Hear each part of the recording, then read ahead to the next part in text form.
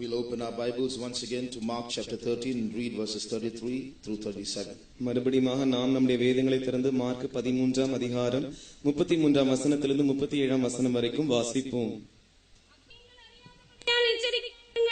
விழித்திருந்து ஜெபம் பண்ணுங்கள். ஒரு மனிதன் தன் வீட்டை விட்டு பிரதேசத்துக்கு பிரயாணம் போக தன் ஊழியக்காரருக்கு அதிகாரம் கொடுத்து தன் வேலையும் நியமித்து விழித்திருக்கும்படிக்கு காவல் காக்கிறவனுக்கு அப்படியே நீங்களும் விழித்திருங்கள். ஏனெனில் வீட்டு ஜமான் சாயங்காலத்திலோ நடுராத்திரியிலோ சேவல் கூவும் நேரத்திலோ காலையிலோ எப்பொழுது வருவான் என்று நீங்கள் அறியீர்கள். நீங்கள் நினையாத வேளையில் அவன் வந்து உங்களை தூங்குகிறவர்களாக கண்டுபிடியாதபடிக்கு விழித்திருங்கள். எல்லாருக்கும் சொல்லுகிறேன், விழித்திருங்கள் என்றார். Take ye heed, watch and pray, for ye know not when the time is. For the Son of Man is as a man taking a far journey, who left his house and gave authority to his servants, and to every man his work, and commanded the porter to watch. Watch ye therefore, for ye know not when the master of the house cometh, at even, or at midnight, or at the cock crowing, or in the morning, lest coming suddenly he find you sleeping. And what I say unto you, I say unto all, watch. Praise the Lord. கர்த்தருக்கு ஸ்தோத்திரம். There's a story of a rich landlord. ஒரு பணக்கார ஐஸ்வரியவானுடையதான ஒரு கதை இருக்கிறது. He used to travel often. அவன் அடிக்கடி பிரயாணம் பண்ணுகிறவனாய் இருந்தான். One day his watchman came up to him in the morning and said, "Sir, I saw a dream last night that your plane is crashing in which you're traveling, so I request you not to go today." ஒரு நாள் அவனுடைய காவக்காரர் அவனிடத்தில் வந்து, ஐயா, நாங்கள் நேற்றிரவு ஒரு சொப்பனம் பார்த்தோம். நான் பார்த்தேன். அந்த சொப்பனத்தில் நீர் பிரயாணம் செய்கிறதான விமானமானது மோதி வெடிக்கிறதை போல நாங்கள் பார்த்தோம். அதனால் தயவு செய்து இன்று நீர் பிரயாணம் பண்ண வேண்டாம் என்று கூறுகிறேன் என்று கூறினான். So the landlord listened to the watchman and didn't make his journey that day. அப்பொழுது அந்த பணக்காரன் அந்த காவற்காரனுடைய சொல்லை கேட்டு அந்த நாளில் பிரயாணத்தை தவிர்த்தான். The next day in the papers the news came that very plane in which the landlord was supposed to fly crashed. அடுத்த நாள் அந்த பணக்காரன் போக வேண்டியதான அதே விமானமானது செய்தித்தாள்களில் வெடித்து சிதறியதாக செய்தி வந்தது. So this man survived because of the dream. அந்த சொப்பனத்தின் மூலமாக இந்த மனுஷன் உயிரோடு இருந்தான்.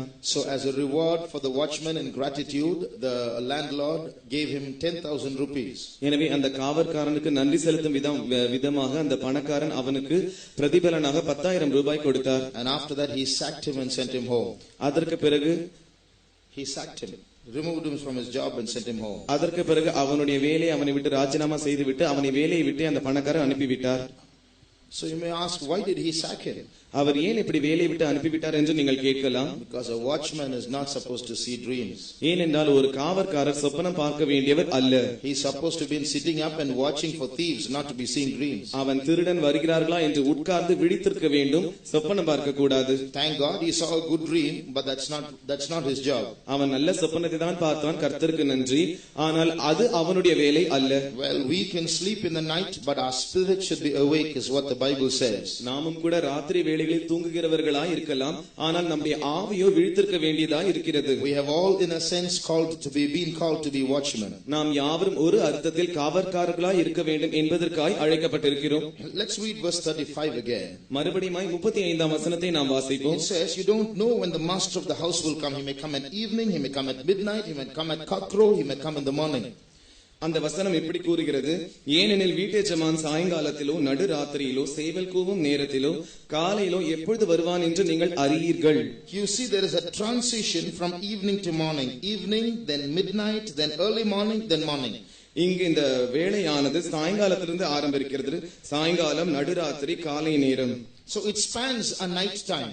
இந்த வேளைகளானது ராத்திரி நேரத்திற்குள்ளா இருக்கிறது. From evening to morning, there is no noonday or there is no afternoon and so on. சாயங்காலத்திலிருந்து காலை வேளை வரைக்கும் இடையே மத்தியான வேளையோ வேறு எந்த பகல் வேளையோ இல்லை. This doesn't mean that Jesus will come only in the night. இந்த வசனம் இப்படி கூறுவதனால் இயேசுவானவர் இரவு நேரத்தில் தான் வருவார் என்று அர்த்தம் அல்ல. But there is a message here that we must learn. ஆனால் இதிலிருந்து நாம் கற்றுக்கொள்ள வேண்டியதான ஒரு செய்தி இருக்கிறது. It means that we are living in a period of darkness where we need extra vigilance. இதனுடைய அர்த்தம் என்னவென்றால் அந்தகாரம் சூழ்ந்து இருக்கிறதான ஒரு காலத்தில் நாம் வாழ்ந்து கொண்டிருக்கிறோம். நமக்கு இன்னும் சற்று அதிகமான விழிப்புணர்வு தேவையா இருக்கிறது. There is a darkness that is covering this world that our literal eyes cannot see. இந்த உலகத்தை அந்தகாரமானது சூழ்ந்து கொண்டிருக்கிறது. அதை நம்முடைய புற கண்களினால் பார்க்க முடியாது. And that darkness is going to get worse and worse, or it's going to get darker and darker as we get close to the coming of the Lord. நாம் கர்த்தருடைய வருகைக்கு சமீபமாய் கொண்டிருக்கும்போது தானே இந்த அந்தகாரமானது இன்னும் அதிகமாக கருமையாய் மாறிக்கொண்டே போகிறது. Read Isaiah chapter 60 and verse 2. ஏசாயா 60ஆம் அதிகாரம் 2ஆம் வசனத்தை வாசியுங்கள். இருள் பூமியையும் காரிருள் ஜனங்களையும் மூடும், ஆனாலும் உண்மையை கர்த்தர் உதிப்பார், அவருடைய மகிமை உண்மையில் காணப்படும். For behold, the darkness shall cover the earth, and gross darkness the people, but the Lord shall arise upon thee, and his glory shall be seen upon thee. Here we read about darkness and gross darkness. இங்கு நாம் இருளை பற்றியும் காரிருளை பற்றியும் வாசிக்கிறோம். Usually we say that this refers to the tribulation period and the great tribulation period, two parts of the kingdom of the Antichrist. பொதுவாக இந்த வசனமானது அந்திகிறிஸ்துவின் ராஜ்யத்தில் இரண்டு பகுதிகளாய் இருக்கிற உபத்திரவ காலத்தையும் மகா உபத்திரவ காலத்தையும் குறிக்கிறது என்று நாம் கூறுகிறோம். But here I want to give another interpretation for these terms. ஆனால் இந்த பதங்களுக்கு நான் இன்னும் வேறு சில அர்த்தங்களை கூற விரும்புகிறேன். Darkness shall cover the earth. What does this mean? இருள் பூமியை மூடும் என்று எழுதப்பட்டிருக்கிறது. இதனுடைய அர்த்தம் என்ன? It refers to the working of evil spirits more fervently than in the days past. இதனுடைய அர்த்தம் என்னவென்றால் கடந்த நாட்களை காட்டிலும் இன்றைய நாட்களில் தீய ஆவிகளின் கிரியைகளானது அதிகமாகிக் கொண்டிருக்கிறது. It also speaks of the entry of evil spirits into the earth from hell. அதோடு கூட பாதாளத்திலிருந்து இந்த தீய ஆவிகள் பூமிக்குள்ளாக பிரவேசித்துக் கொண்டிருக்கிறதையும் இது காண்பிக்கிறது. There was a woman called Catherine Baxter who had a series of visions, or she had a series of trances when she was taken to hell. Cabin Boxster என்கிறதான ஒரு ஸ்திரீ இருந்தார்கள். அவர்கள் தொடர்ந்து நரகத்தை பற்றியான தரிசனங்களை கண்டு கொண்டே இருந்தார்கள். Every night her spirit would leave her and Jesus would take her and show her different parts of hell and tell her, go back to earth and tell the people that this is true. ஒவ்வொரு நாளும் இவர்களுடைய ஆவி இவர்கள் சரீரத்திலிருந்து வெளியே போகும். அப்பொழுது இயேசுவானவர் இவர்களுடைய ஆவியை கூட்டிக் கொண்டு பாதாளத்திற்கு கூட்டி சென்று அங்கே இருக்கிற காரியங்களை காண்பித்து, நீ போய் மறுபடியும் பூலோகத்தாருக்கு இந்த காரியங்களை அறிவிக்க வேண்டும் என்று கூறினார். And then after that she came out and she wrote a book called A Revelation of Hell. அந்த சொப்பனங்கள் முடிந்த பின்பு இவர்கள் மறுபடியுமாய் வெளியே வந்து ஒரு புத்தகத்தை எழுதினார்கள். அது நரகத்தின் வெளிப்பாடு என்று அழைக்கப்படுகிறது. And there she said every night as she entered hell she went through a tunnel that took her to hell. அந்த புத்தகத்தில் அவர்கள் இப்படி எழுதுகிறார்கள், ஒவ்வொரு இரவு வேளையும் நான் நரகத்திற்கு உள்ளாக செல்லும் போது அங்கே ஒரு பெரிய குகை போன்றதான காரியம் இருந்தது. அதன் வழியாக நான் சென்றேன். And on the walls of the tunnels were embedded evil spirits that were trying to reach out for her as she passed those tunnels to go to hell. அந்த குகைகளின் சுவர்களில் இருந்ததான தீய ஆவிகள் அங்கே தொங்கிக் கொண்டிருந்தன. இந்த சகோதரி அந்த குகைகளின் வழியாக செல்லும் போது அந்த தீய ஆவிகள் இவர்களை பிடிக்கும்படியாக முயற்சி செய்து கொண்டிருந்தது. And so she asked Jesus, who was walking with her, she asked Jesus, what are these evil spirits, what are these things that are standing embedded to the walls of the tunnel, and they are not in hell, they are standing at the entrance? Why?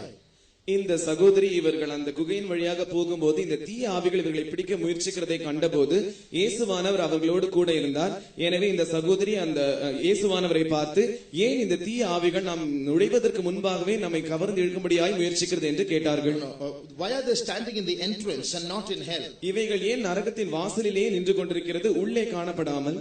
So Jesus said, these are spirits that are waiting for their turn to go to earth to deceive the people. அப்பொழுது இயேசு அந்த சகோதரனிடத்தில் இப்படி கூறினார், இந்த தீய ஆவிகள் பூமிக்கு போகும்படியாக தங்களுடைய திருப்பம் எப்பொழுது வரும் என்று காத்துக் கொண்டிருக்கிறது. So they are waiting for their chance, for the opportunity to go to hell. அவைகள் மறுபடியும் பூமிக்கு வருவதற்கான தருணத்திற்காய் காத்துக் கொண்டிருக்கிறது. So from that we understand that periodically it is possible that more and more evil spirits are entering hell. எனவே இதிலிருந்து நாம் கற்றுக்கொள்கிறதான காரியம் என்னவென்றால் காலமாக இந்த தீய ஆவிகள் பாதாளத்திலிருந்து பூமிக்கு வந்து கொண்டிருக்கிறது. Also many people in countries abroad have been seeing UFOs, unidentified flying objects in the skies. அதோடு கூட வெளிநாடுகளில் अनेक ஜனங்கள் பறக்கும் தட்டுகள் என்கிறதான சில காரியங்கள் பறக்கிறதை கண்டிருக்கிறார்கள். Many have taken photographs, many have taken videographs of these flying saucers. இந்த பறக்கும் தட்டுகளை அநேகர் புகைப்படம் எடுத்திருக்கிறார்கள், அநேகர் வீடியோவும் எடுத்திருக்கிறார்கள். Some people say that they may be aliens from outer space, other creatures from other planets. சில ஜனங்கள் அந்த பறக்கும் தட்டுகளை குறித்து இப்படி கூறுகிறார்கள், இவைகள் ஒருவேளை வேறு கிரகத்திலிருந்து வருகிறதான சிருஷ்டிகளாய் இருக்கலாம் என்று. The Bible says in the last days there will be fearful sights in the skies. வேதம் சொல்லுகிறது கடைசி நாட்களில் பயங்கரமான தோற்றங்கள் உண்டாகும் என்று. In the skies, ஆகாயத்தில். So it is possible that these UFOs might be evil spirits using vehicles to visit this planet. ஒருவேளை இந்த பறக்கும் தட்டுகளானது தீய ஆவிகளாய் இருந்து கிரகங்களிலிருந்து இங்கே வருவதற்கு பயன்படுத்துகிறதான ஒரு வாகனமாய் இருக்கலாம். So although the Bible does not say it, it does say that darkness is going to cover the earth. வேதம் இந்த காரியத்தை பற்றி கூறாமல் இருந்தாலும் கூட பூமியை இருள் மூடும் என்று கூறுகிறது. So darkness means spiritual darkness. எனவே இருள் என்று சொல்லும்போது அது ஆவிக்குரிய அந்தகாரமாய் இருக்கிறது. We also see that sin is increasing, witchcraft is increasing, Satanism is increasing. அதோடு கூட பாவமானது பெருகுகிறதை நாம் பார்த்து கொண்டிருக்கிறோம், பில்லி சூனியமும் மந்திரவாதமும் பெருகுகிறதை பார்த்து கொண்டிருக்கிறோம், எல்லா இடங்களிலும் சாத்தான்மயமாய் மாறிக்கொண்டிருக்கிறதை நாம் பார்த்து கொண்டிருக்கிறோம். Satan churches are spreading all over. எல்லா இடங்களிலும் சாத்தான் சபைகள் பரவி கொண்டிருக்கின்றன. So this shows that darkness is actually starting to cover the earth. எனவே உண்மையிலே இருளானது பூமியை மூட ஆரம்பிக்கிறது என்பதை இது காண்பிக்கிறது. Secondly, this verse says gross darkness will start covering the people. இரண்டாவதாக இந்த வசனம் காரிருள் ஜனங்களை மூடும் என்று கூறுகிறது. So this gross darkness is not going to cover the earth, it's going to cover the people. எனவே இந்த காரிருளானது பூமியை மூட போகிறதில்லை, இது ஜனங்களை மூட போகிறது. This shows a darkness of deception that's going to cover the minds of the masses. இந்த காரிருளானது வஞ்சகத்தின் அந்தகாரமாய் இருந்து ஜன சமூகத்தின் மனதை மூட போகிறதா இருக்கிறது. So people are going to be deceived in multitudes and they're going to be taken away from God. எனவே இது நிமித்தமாக ஜனங்கள் திரள் கூட்டமாக பெருவாரியாக ஏமாற்றப்பட போகிறார்கள், தேவனை விட்டு அவர்கள் பிரிக்கப்பட போகிறார்கள். I want to share a few points as to how this darkness is covering the minds of people these days. இந்த இருளானது இன்று ஜனங்களுடைய மனதை எப்படி கவர்ந்து கொண்டிருக்கிறது என்பதை குறித்து நான் சில காரியங்களை உங்களுக்கு சொல்ல விரும்புகிறேன். How the devil is working these days so that he might blind people's minds from the truth. இல்லாவிட்டால் ஜனங்கள் சத்தியத்தை அறியாத வண்ணம் பிசாசானவன் மனுஷர்களுடைய மனதை எப்படி அவன் குருடாக்கி கொண்டிருக்கிறான் என்பதை குறித்து நான் உங்களுக்கு கூற போகிறேன். Or I'm going to tell you how people are believing in lies these days. இல்லாவிட்டால் ஜனங்கள் இன்றைய நாட்களில் எப்படி பொய்களை உண்மை என்று நம்பிக்கொண்டிருக்கிறார்கள் என்று நான் உங்களுக்கு கூற போகிறேன். This will be our focus for this evening's study. இன்றைய பாடத்தினுடைய முக்கியமான காரியம் இதுவாய் இருக்கிறது. First of all, we'll turn to Luke chapter 17 and read verses 26 to 30. முதலாவதாக லூக்கா 17ஆம் அதிகாரம் 26ஆம் வசனத்திலிருந்து 30ஆம் வசனம் வரைக்கும் வாசிப்போம். நாட்களில் நடந்தது போல மனுஷகுமாரனுடைய நாட்களிலும் நடக்கும். நோவா பேழைக்குள் பிரவேசித்த நாள் வரைக்கும் ஜனங்கள் புசித்து குடித்தார்கள், பெண் கொண்டு கொடுத்தார்கள். ஜலப்பிரளயம் வந்து எல்லாரையும் அழித்து போட்டது. லோத்தினுடைய நாட்களில் நடந்தது போலும் நடக்கும். ஜனங்கள் புசித்தார்கள், குடித்தார்கள், கொண்டார்கள், விற்றார்கள், நட்டார்கள், கட்டினார்கள். லோத்து சோதோமை விட்டு புறப்பட்ட நாளிலே வானத்திலிருந்து அக்னியும் கந்தகமும் வர்ஷித்து எல்லாரையும் அழித்து போட்டது. மனுஷகுமாரன் வெளிப்படும் நாளிலும் அப்படியே நடக்கும். And it was in the days of Noah, so shall it be also in the days of the Son of Man. They did eat, they drank, they married wives, they were given in marriage until the day that Noah entered into the ark, and the flood came and destroyed them all.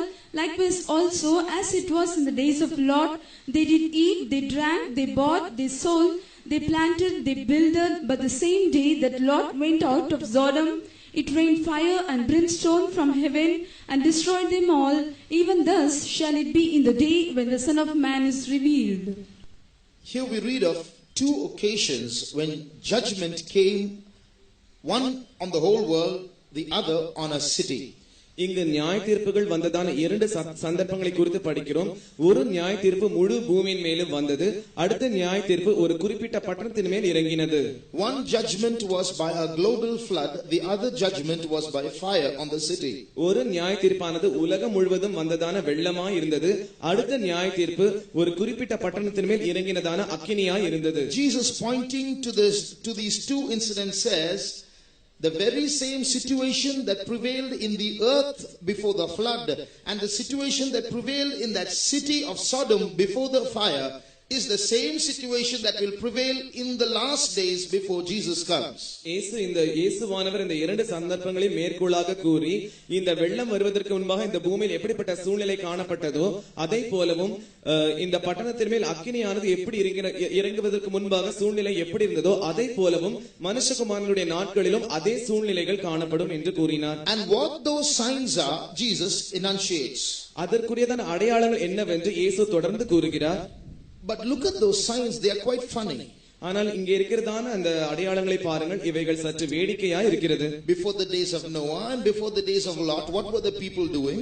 நோவாவின் நாட்களுக்கு முன்பாகவும் லோத்தின் நாட்களுக்கு முன்பாகவும் ஜனங்கள் என்னதான் செய்து கொண்டிருந்தார்கள்? They ate and drank. அவர்கள் புசித்தார்கள், அவர்கள் குடித்தார்கள். Well, people eat and drink all the time, isn't it? Is that a sign to point out? பொதுவாக ஜனங்கள் எப்பொழுதும் புசித்தும் குடித்துக் கொண்டுதான் இருப்பார்கள். இதை மேற்கோளாக கூறுவதற்கு என்ன காரணம் இருக்கிறது? Everybody in the world eats every day. Is this a sign to show that this is the kind of sign for the coming of the Lord? உலகத்தில் இருக்கிற எல்லாரும் ஒவ்வொரு நாளும் புசிக்கிறார்கள். இயேசு வருவதற்கு இது அடையாளமாக கூற வேண்டியதற்கு என்ன காரணம்? They sold, they planted. அவர்கள் கொண்டார்கள், அவர்கள் நட்டார்கள். So அவர்கள் bought, they sold, sorry. அவர்கள் கொண்டார்கள், அவர்கள் விற்றார்கள். So what is this? People buy and sell every day. It's part of life, isn't it? Is this a sign to point out about the coming of the Lord? ஒவ்வொரு நாளும் ஜனங்கள் வாங்குவதும் விற்கதுமாய் தான் இருக்கிறார்கள். இதை இயேசுவின் வருகைக்கு அடையாளமாக கூறுவதில் என்ன காரணம் இருக்கிறது? They planted, they builded. அவர்கள் நட்டார்கள், அவர்கள் கட்டினார்கள். They married wives and they were given in marriage. அவர்கள் பெண் கொண்டு பெண் கொடுத்தார்கள். So these things are happening every day. இந்த காரியங்கள் ஒவ்வொரு நாளும் நடைபெற்றுக் கொண்டிருக்கிறது. Why is God pointing this as a sign of the last days? ஏன் கர்த்தர் இந்த காரியங்களை கடைசி நாட்களின் அடையாளங்களாய் இருக்கிறது என்று கூறினார்? And how is this a sign that brought judgment to Sodom and the whole world? எப்படி இந்த அடையாளங்கள் சோதோம் பட்டணத்திற்கும் முழு உலகத்திற்கும் நியாய தீர்ப்பை கொண்டு வரக்கூடியதாய் இருந்தது? The reason is this. இதற்குரிய காரணம் பின்வருமாறு இருக்கிறது. This world has become a world that has forgotten God. இந்த உலகமானது தேவனை மறந்துவிட்டதான ஒரு உலகமாய் மாறிவிட்டது. This world has become a materialistic world. That means this world is everything for them.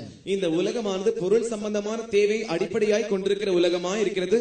இதனுடைய அர்த்தம் என்னவென்றால் இந்த உலகம்தான் இந்த உலகத்திற்கு உலகமாய் இருக்கிறது. Eating and drinking and buying and selling and marrying and giving in marriage, planting and building, these things are occupying people's minds all the time.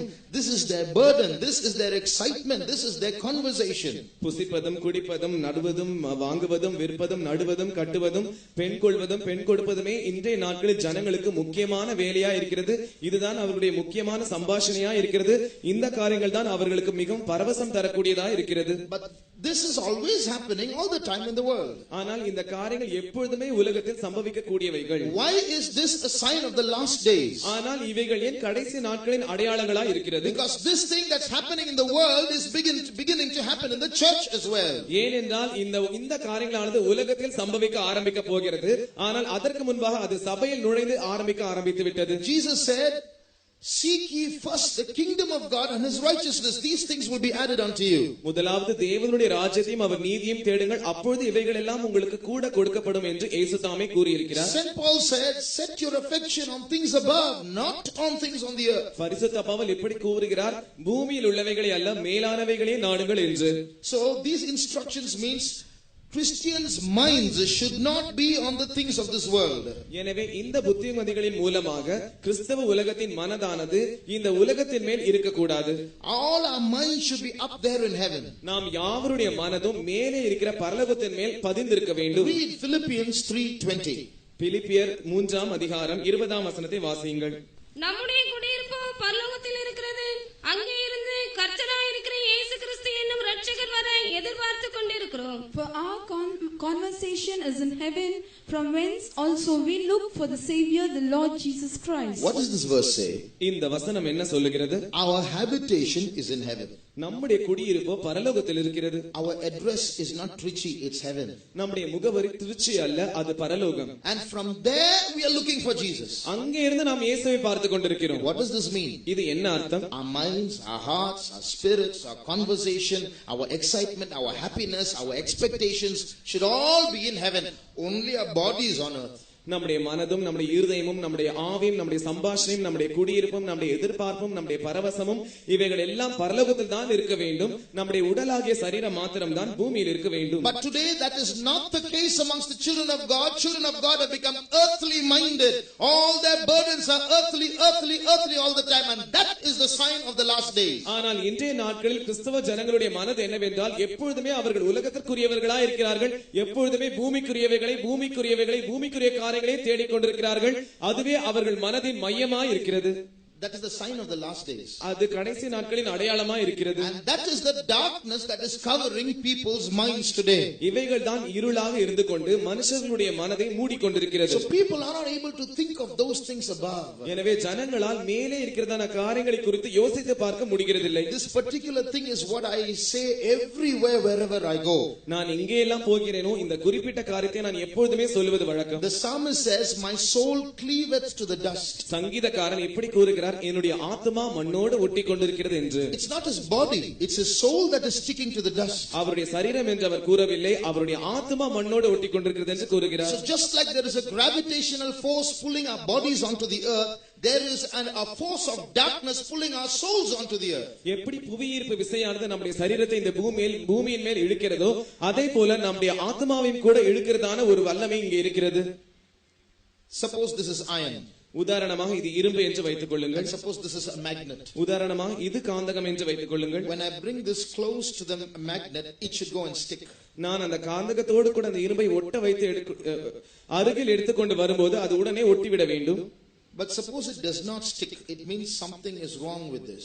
ஆனால் இது ஒட்டாமல் இருக்கும் என்றால் இந்த இரும்பில் ஏதோ ஒரு தவறு இருக்கிறது என்று அர்த்தம். But supposing I take it close to this plastic and it goes and sticks to the plastic, something's terribly wrong with this. ஆனால் உதாரணமாக இந்த இரும்பை எடுத்து இந்த பிளாஸ்டிக் மேல் நான் வைத்து அது உடனே ஒட்டிக்கொண்டால் ஏதோ பயங்கரமான ஒரு தவறு இதில் இருக்கிறது என்று அர்த்தம். It's the same thing. அதே காரியம்தான். What is our soul?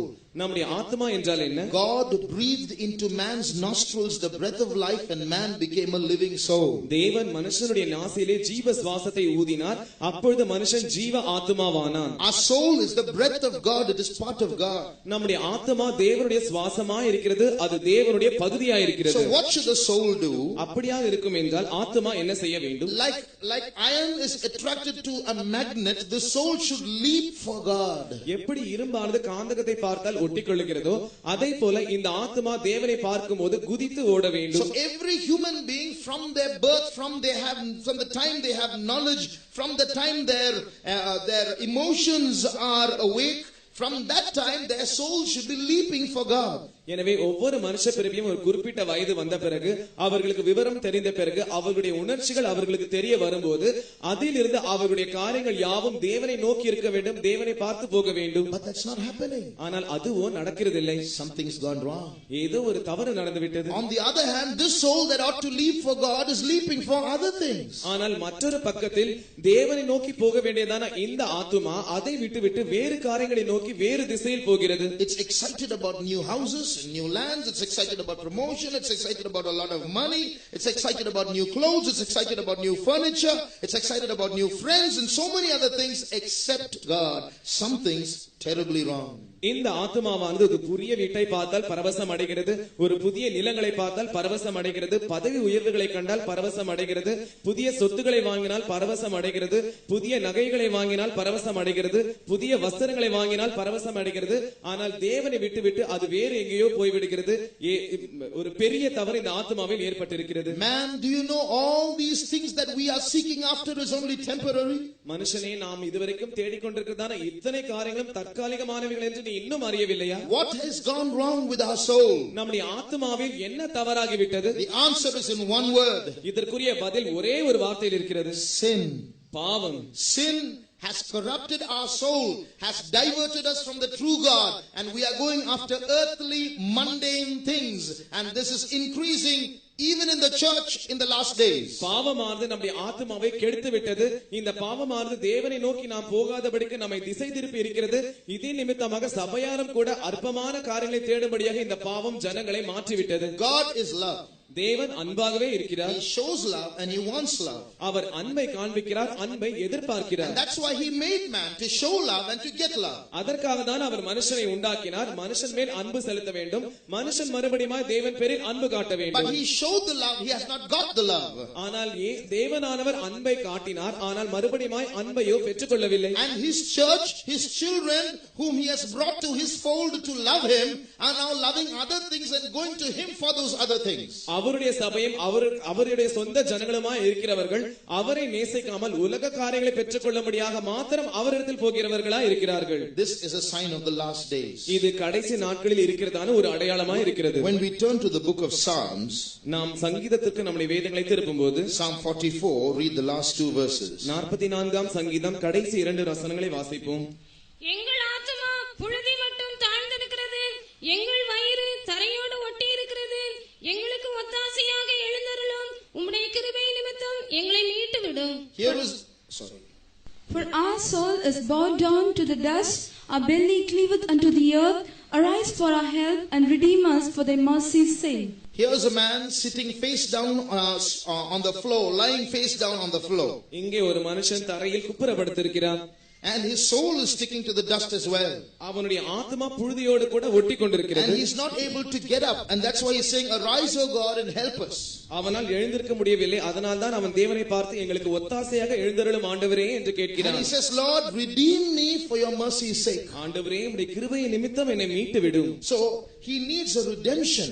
எனவே இந்த மனுஷனுக்கு ஒரு மீட்பு தேவையா இருக்கிறது. In the same way, our minds and our hearts need a redemption from this darkness. அதே போலவே நம்முடைய மனதும் நம்முடைய இருதயங்களும் இந்த அந்தகாரத்திலிருந்து ஒரு மீட்க வேண்டியதா இருக்கிறது. I often quote this example. நான் அடிக்கடி இந்த உதாரணத்தை சொல்லுவதுண்டு. One day I was preaching in a school. ஒரு நாள் நான் ஒரு பள்ளியில் பிரசங்கம் பண்ணி கொண்டிருந்தேன். And I was preaching to the staff members. அங்கே இருக்கிறதான அங்கே வேலை செய்கிறவர்களுக்காக நான் பிரசங்கம் பண்ணி கொண்டிருந்தேன். And I told them, see, we actually don't have to be burdened about earthly things. நான் அவர்களுக்கு இப்படி கூறிக்கொண்டிருந்தேன், உண்மையிலே நாம் பூமிக்குரிய காரியங்களுக்காக பாரம் கொள்ள கூடாது என்று கூறிக்கொண்டிருந்தேன். A child of God does not have to pray for earthly things. ஒரு தேவனுடைய பிள்ளை பூமிக்குரிய காரியங்களுக்காக ஜெபிக்கவே கூடாது. Because the Bible says you must set your affections on things above. ஏனென்றால் வேதம் சொல்கிறது நீங்கள் உங்கள் நோக்கத்தை மேலான காரியங்களின் மேல் வைக்க வேண்டும் என்று. Set your affections on things above, not on things on the earth. பூமியிலே உள்ளவைகளை அல்ல, மேலான காரியங்களையே நீங்கள் நாட வேண்டும். In Tamil it's very beautiful. மேலானவைகளையே நாடுங்கள். That means seek only those things which are above. மேலாய் இருக்கிறதான அந்த காரியங்களை மாத்திரம் நாம் நாட வேண்டும். That's how it is in Tamil. இப்படி தான் தமிழில் இருக்கிறது. So that means God is saying, don't be worried about earthly things. I will take care of them. You set your mind on that which is in heaven. இதனுடைய அர்த்தம் என்னவென்றால், நீ பூமிக்குரிய காரியங்களை குறித்து கவலைப்பட வேண்டாம், அவைகளை நான் பொறுப்பெடுத்துக் கொள்வேன், நீ பரலோகத்தில் உன்னுடைய நோக்கத்தை வை என்று தேவன் கூறுகிறார். After the end of a message, அந்த பிரசங்கம் முடித்து விட்ட பிறகு one of the school teachers came to me. அங்கே இருக்கிறதான பள்ளி ஆசிரியைகளில் ஒருவர் வந்தார் with a prayer request. ஒரு ஜெப வேண்டுகோளோடு வந்திருந்தார்கள். Brother, please pray for me. My son has to get his visa to go to America. சகோதரனே, என்னுடைய மகன் அமெரிக்க தேசத்திற்கு போவதற்கு விசா கிடைக்க வேண்டும் என்று தயவு செய்து ஜெபம் பண்ணுங்கள். What was I preaching till now? இதுவரைக்கும் நான் என்ன சொல்லிக் கொண்டிருந்தேன்? You don't have to pray for these things. நீங்கள் இப்படிப்பட்ட காரியங்களுக்காக ஜெபிக்கவே கூடாது. But that's exactly what the Bible says. My soul is sticking to the dust. It can't come out with a sermon. அதேதான் வேதம் அப்படியே சொல்லுகிறது. என்னுடைய ஆத்மாவானது மண்ணோடு கூட ஒட்டி கொண்டிருக்கிறது, அதனால் எழும்ப முடியவில்லை. So there's a force pulling people down there so that even if you tell them look up, they can't. எனவே அந்த இடத்தில் ஒரு விசை அந்த ஜனங்களை கீழே இழுத்துக் கொண்டிருக்கிறது. அங்கே நின்று கொண்டு ஜனங்களை மேலே நோக்கி பாருங்கள் என்று கூறினாலும் அவர்களால் மேலே நோக்கி பார்க்க முடிகிறதில்லை. Brother, sister, I don't want this just to be a transfer of knowledge. God must work in our lives as we speak these words. சகோதரனே, சகோதரி, இது உங்களுக்கு அறிவு உண்டாக வேண்டும் என்பதற்காக நான் கூறிக்கொண்டிருக்கவில்லை. இந்த வார்த்தைகளை நீங்கள் கேட்கும்போது தானே இயேசுவானவர் உங்கள் மனதுகளில் கிரியை செய்ய வேண்டும். I know there are many people here whose souls are sticking to the dust. All their requests and their burdens and their sorrows are about the things of this dust. இங்கே अनेक ஜனங்கள் இருக்கிறார்கள். அவர்கள் எப்பொழுதுமே பூமிக்குரிய காரியங்களை பற்றி தான் பாரம் கொண்டிருக்கிறார்கள். அவர்களுடைய எல்லா மனதும், அவர்கள் ஏக்கமும், அவர்கள் துக்கமும், அவர்கள் பாரமும் இந்த பூமிக்குரிய காரியங்களின் மேலேயே இருக்கிறது.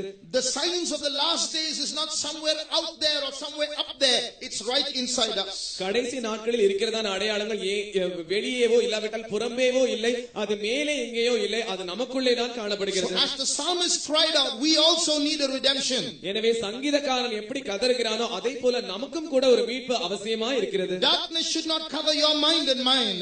இருளானது உங்கள் மனதையும் எங்கள் மனதையும் மூடிவிடக் கூடாது. Shall we close our eyes for a moment? ஒரு நிமிடம் நாம் நம்முடைய கண்களை மூடுவோம். This darkness should leave our minds. இந்த அந்தகாரம் நம்முடைய மனதுகளை விட்டு நீங்க வேண்டும். How many want that grace to seek those things which are above? எத்தனை பேர் அந்த மேலான காரியங்களை மாத்திரம் நாங்கள் பார்க்க வேண்டும் என்ற கிருபை எங்களுக்கு வேண்டும் என்று கூறுகிறீர்கள்? Shall I tell you something? உங்களுக்கு நான் சில விஷயங்கள் சொல்லட்டுமா? You really don't have to pray for your job or for your promotion or for your studies or for your marriage or anything like this. This is our Father's responsibility. உண்மையிலே நீங்கள் உங்கள் படிப்பிற்காகவோ உங்கள் வேலைக்காகவோ இல்லாவிட்டால் உங்கள் விவாகத்திற்காகவோ வேறு எந்த காரியத்திற்காகவும் நீங்கள் ஜெபிக்க வேண்டிய அவசியமே இல்லை. ஏனென்றால் நம்முடைய பரமபிதாவினுடைய பொறுப்பு இதுவாய் இருக்கிறது. Is he not the head of your house? அவர் உங்கள் குடும்பத்தின் தலைவரா இல்லையா? Is it not his burden to supply your earthly needs? உங்கள் பூமிக்குரிய தேவைகளை கொடுப்பது அவருடைய கடமை அல்லவா? Why are we worrying? அதற்காக நாம் ஏன் கவலைப்பட வேண்டும்? Is it because we have become orphans and we have no father? நாம் அனாதைகளாய் மாறிவிட்டோம், நமக்கு தகப்பனே இல்லை என்பதனாலவா? No, he is our heavenly father. இல்லை, அவர் நம்முடைய பரமபிதாவா இருக்கிறார். He says, I will care for you.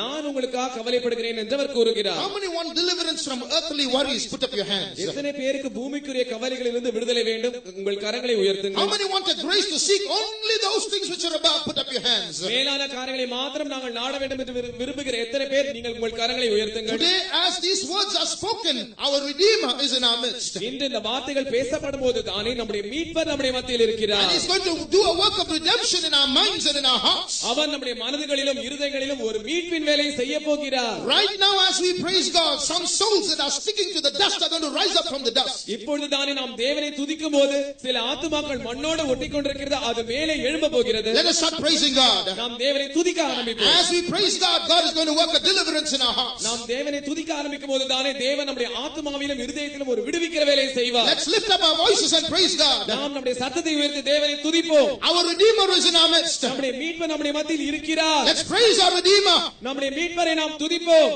Shiraman karabani amtuda. Stotra, stotra, stotra, stotra. Praise you Lord, praise you Lord, praise you Jesus. Thank you Lord, praise you Jesus, praise you Jesus. Praise you Lord, praise you Lord, we praise you Lord, we praise you. Thank you Lord, we thank you Jesus, we praise you, we praise you, we praise you. Yes, the light of Jesus is shining in our midst. இயேசுவின் வெளிச்சமானது நம்ம மத்தியில் பிரகாசித்துக் கொண்டிருக்கிறது. Where there is light there can be no darkness. வெளிச்சம் எங்கே இருக்கிறதோ அங்கே இருள் இருக்க முடியாது. Yes, darkness is leaving this place. இந்த இடத்திலிருந்து அந்தகாரம் நீங்கி கொண்டிருக்கிறது. Our Jesus is shining in our midst. நம்முடைய இயேசுவானவர் நம்ம மத்தியில் பிரகாசித்துக் கொண்டிருக்கிறார். Therefore let us praise him. அதற்காக நாம் அவரை ஸ்தோத்திரம் பண்ணுவோம். ஸ்தோத்ரா ஸ்தோத்ரா ஸ்தோத்ரா ஸ்தோத்ரா ஸ்தோத்ரா ஸ்தோத்ரா ஸ்தோத்ரா ஸ்தோத்ரா ஸ்தோத்ரா. Hallelujah. I want to point out to another darkness that is ruling these days, that is trying to deceive people. இன்றைய நாட்களில் ஜனங்களை வஞ்சிக்கிறதான இன்னொரு அந்தகாரத்தை குறித்து நான் உங்களுக்கு குறிக்க விரும்புகிறேன். If you turn to Mark chapter 13, mark 13ஆம் அதிகாரத்துக்கு நீங்கள் உங்கள் வேதங்களை திருப்புவீர்கள் என்றால் and read verse 6. 6ஆம் வசனத்தை வாசியுங்கள். ஏனெனில் அநேகர் வந்து என் நாமத்தை கொண்டு நானே கிறிஸ்து என்று சொல்லி அநேகரை வஞ்சிப்பார்கள். For many shall come in my name, saying, I am Christ, and shall deceive many. Here we see in the last days many will come and say I am Christ. கடைசி நாட்களில் அநேகர் வந்து நானே கிறிஸ்து என்று கூறுவார்கள் என்று இந்த வசனம் சொல்லுகிறது. Now there are at least 18 people who claim to say I am Christ in the world today.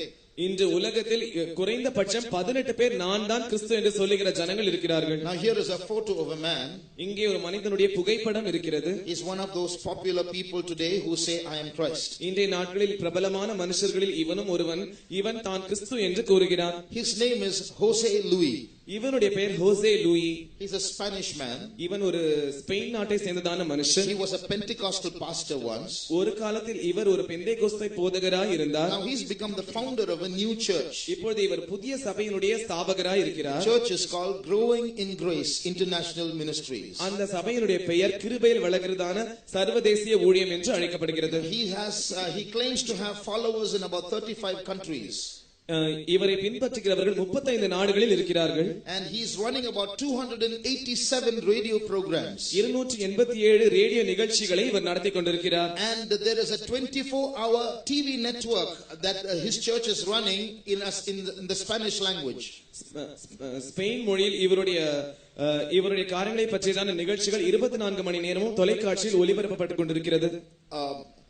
But he confesses, I am Christ. ஆனால் நானே கிறிஸ்து என்று இவர் அறிக்கையிடுகிறார். He says, I am the man Jesus Christ. நான் தான் இயேசு கிறிஸ்து என்கிறதான மனுஷன் என்று கூறுகிறார். His doctrines are like this. இவருடைய உபதேசங்கள் இப்படி இருக்கிறது. I am not that Jesus. நான் அந்த இயேசு அல்ல. I am not that Jesus who was in the first century. முதலாம் நூற்றாண்டில் இருந்ததான அந்த இயேசு நான் அல்ல. I am the Jesus whom Paul preaches. He says, the Christ I know, I knew Christ after the flesh, but henceforth I know him no more. He says, so he claims Jesus is preaching another Christ. So Paul is preaching another Christ. நான் அந்த இயேசு அல்ல, பவுல் பிரசங்கித்ததான இயேசு என்று இந்த மனுஷன் கூறுகிறார்.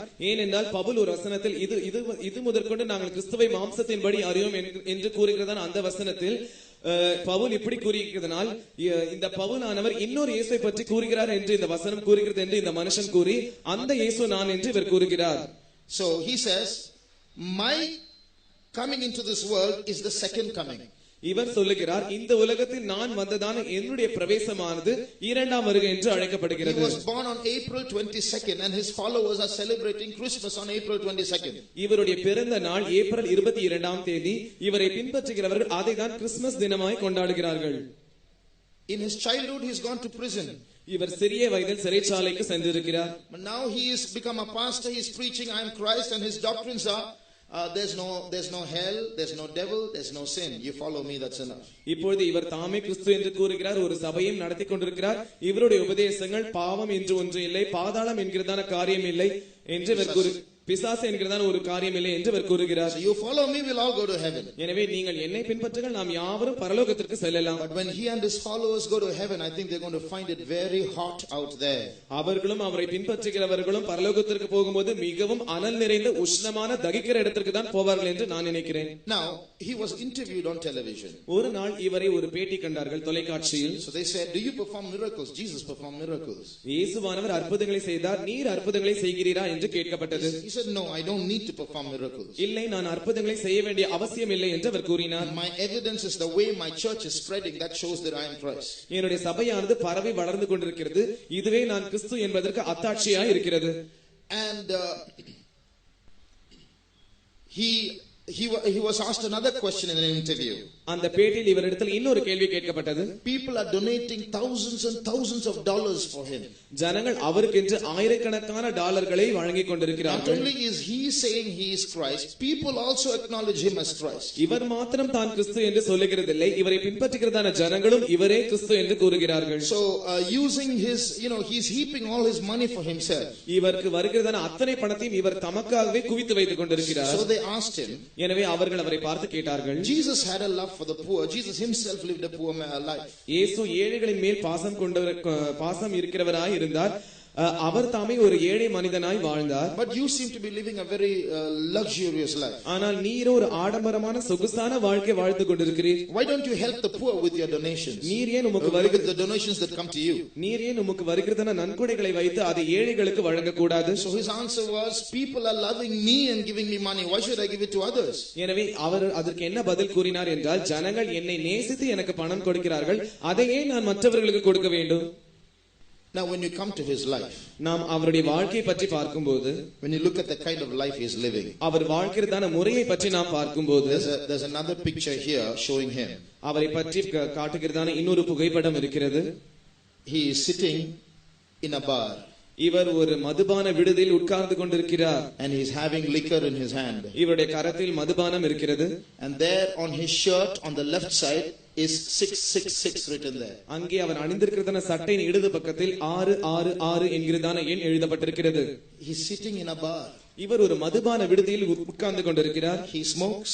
இவர் புகை பிடிக்கிறார். He drinks. இவர் மதுபானம் பண்ணுகிறார். Now he is living with his second wife. இப்பொழுது அவர் தம்முடைய இரண்டாவது மனைவியோடு வசித்துக் கொண்டிருக்கிறார். He wears designer sunglasses. அவர் அழகாக வடிவமைக்கப்பட்ட Designer is a company name. Designer என்கிறதான கம்பெனியுடைய கண்ணாடிகளை அவர் அணிந்து கொண்டிருக்கிறார். And he wears a Rolex watch that costs a few $1,000. Rolex என்கிறதான கை கடிகாரத்தை அவர் கட்டிக் கொண்டிருக்கிறார். அதனுடைய விலை $1000 மேல். He's got a gold chain around his neck. அவருடைய கழுத்தை சுற்றி ஒரு தங்க சங்கிலியை மாட்டி இருக்கிறார். Goes about in a Rolls Royce. அவர் ரோல்ஸ் ராய்ஸ் என்கிறதான காரில் பயணிக்கிறார். Now you when you think of this, you'll just look at this man with your mouth open. இதை பற்றி நீங்கள் கேட்கும் போது இந்த மனுஷன் நீங்கள் உங்கள் வாயை திறந்து கொண்டு பார்த்து கொண்டிருப்பீர்கள். But look at the darkness that have covered the minds of his followers that he claims he has in 35 countries.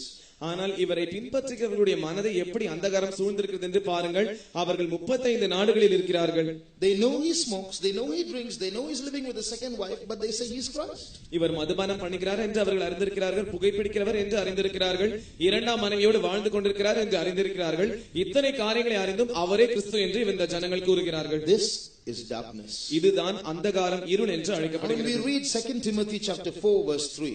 இரண்டாம் தீமோத்தேயு 4ஆம் அதிகாரம் 3ஆம் வசனத்தை நாம் வாசிக்கும்போது, ஏனென்றால் அவர்கள் ஆரோக்கியமான உபதேசத்தை பொறுக்க மனதில்லாமல் செவித்தன உள்ளவர்களாகி தங்கள் சுய இச்சைகளுக்கு ஏற்ற போதகர்களை தங்களுக்கு திரளாக சேர்த்துக்கொண்டு, For the time will come when they will not endure sound doctrine, but after their own lust shall they heap to themselves teachers having itching ears. So what's written here? இங்கே என்ன எழுதப்பட்டிருக்கிறது? People have lust within themselves, so they don't want to hear sound doctrine or deep truths. எனவே ஜனங்களுக்குள்ளாக இச்சைகள் காணப்படுகிறபடியினால் அவர்களுக்கு ஆழமான சத்தியங்கள், ஆரோக்கியமான உபதேசங்கள் மேல் விருப்பம் இல்லை. Because when you speak deep stuff, it will hit at your lust. ஏனென்றால் நாம் ஆழமான காரியங்களை குறித்து பேசும்போது அது இச்சையை போய் மோதுகிறதா இருக்கிறது. So they don't want these teachings. Please teach us something that will, help us to help our lust. எனவே இவர்களுக்கு இப்படிப்பட்டதான உபதேசங்களின் மேல் பிரியமில்லை. ஆனால் இவர்கள் இச்சைகளுக்கு ஏற்றவாறு உபதேசம் வேண்டும் என்று கேட்கிற ஜனங்களாய் இருக்கிறார்கள். Here is a man who is walking according to their lusts, and he will teach what he does. Things are fine for them. They have a God, they have a Christ to worship, and at the same time they can live as they like. இங்கே ஒரு மனுஷன் இருக்கிறான். இவர்கள் இச்சைக்கு ஏற்றவாறு போதிக்கிறதான ஒரு மனுஷன் இருக்கிறான். இவர்கள் இவனை பின்பற்றலாம். இவன் கிறிஸ்து என்று கூறுகிறபடினால் இவர்களுக்கு ஒரு கடவுள் இருக்கிறதாகவும் இருக்கிறது.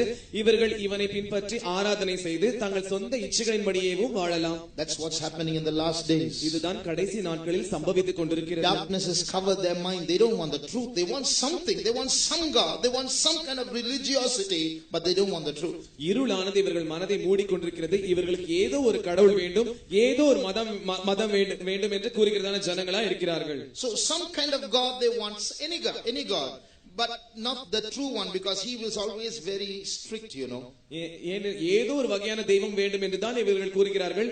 ஏதோ ஒரு கடவுள் இருக்க வேண்டும் என்று கூறுகிறார்கள். ஆனால் உண்மையான தெய்வம் வேண்டாம் என்று கூறுகிறார்கள். ஏனென்றால் அவர் கண்டிப்புள்ளவராய் இருக்கிறபடியினால். Well, that some God that everyone wants to help their lust is coming soon. தங்கள் இச்சைகளுக்கு ஏற்றபடி ஏதோ ஒரு கடவுள் வேண்டும் என்று சொல்லுகிறதான ஜனங்களுக்கு அப்படிப்பட்டவன் வந்து கொண்டிருக்கிறான். Now we go to a third point to see how the devil is deceiving people and darkening their minds with lies. பிசாசானவன் பொய்களினால் ஜனங்களை ஏமாற்றி எப்படி அவர்கள் மனதை அந்தகாரப்படுத்துகிறான் என்று மூன்றாவது காரியத்தை பற்றி நாம் படிக்க போகிறோம். One of the methods that he uses is he is corrupting the word of God. அவன் பயன்படுத்துகிறதான ஒரு முறை என்னவென்றால் அவன் தேவனுடைய வார்த்தையை கெடுக்கிறான். Read Mark chapter 13. மார்க் 13ஆம் அதிகாரம் and verse 31. 31ஆம் வசனத்தை வாசிப்போம். வானமும் பூமியும் ஒழிந்து போம், என் வார்த்தைகளோ ஒழிந்து போவதில்லை. Heaven and earth shall pass away, but my word shall not pass away. Now Jesus is saying these words in the middle of many signs that he was pointing to the second coming, to his second coming. இயேசுவானவர் இந்த வார்த்தைகளை அவருடைய இரண்டாம் வருகையின் போது நடைபெறுகிறதான அநேக அடையாளங்களை சொல்லும்போது இடையில் இதை கூறுகிறார். Could this be an indication that the devil will try to tamper with his word? ஒருவேளை பிசாசானவன் தன்னுடைய வார்த்தையின் மூலமாக கிரியை செய்யக்கூடியதான காரியமா இந்த வசனம் ஒருவேளை இருக்குமோ? Tamper means corrupt his word, corrupt God's word. Will the devil try to corrupt God's word? பிசாசானவன் தேவனுடைய வார்த்தையை கெடுக்கும்படியாய் முயற்சிக்கிறதான முயற்சியா இது இருக்குமோ? Is God trying to say that the devil will try that? பிசாசானவன் அதை முயற்சிப்பான் என்று தேவன் சொல்ல முயற்சிக்கிறாரோ, and is Jesus trying to say that even though he tries, it will not happen? Heaven and earth can pass away, my words will not pass away. அதோடு கூட இயேசுவானவர் இப்படி தொடர்ந்து கூறுகிறார், அவன் அப்படி முயற்சித்தாலும் அவனால் அப்படி செய்ய முடியாது, ஏனென்றால் வானமும் பூமியும் ஒழிந்து போனாலும் என்னுடைய வார்த்தைகளோ ஒழிந்து போவதில்லை என்று. Now many of these Bibles have come in various translations.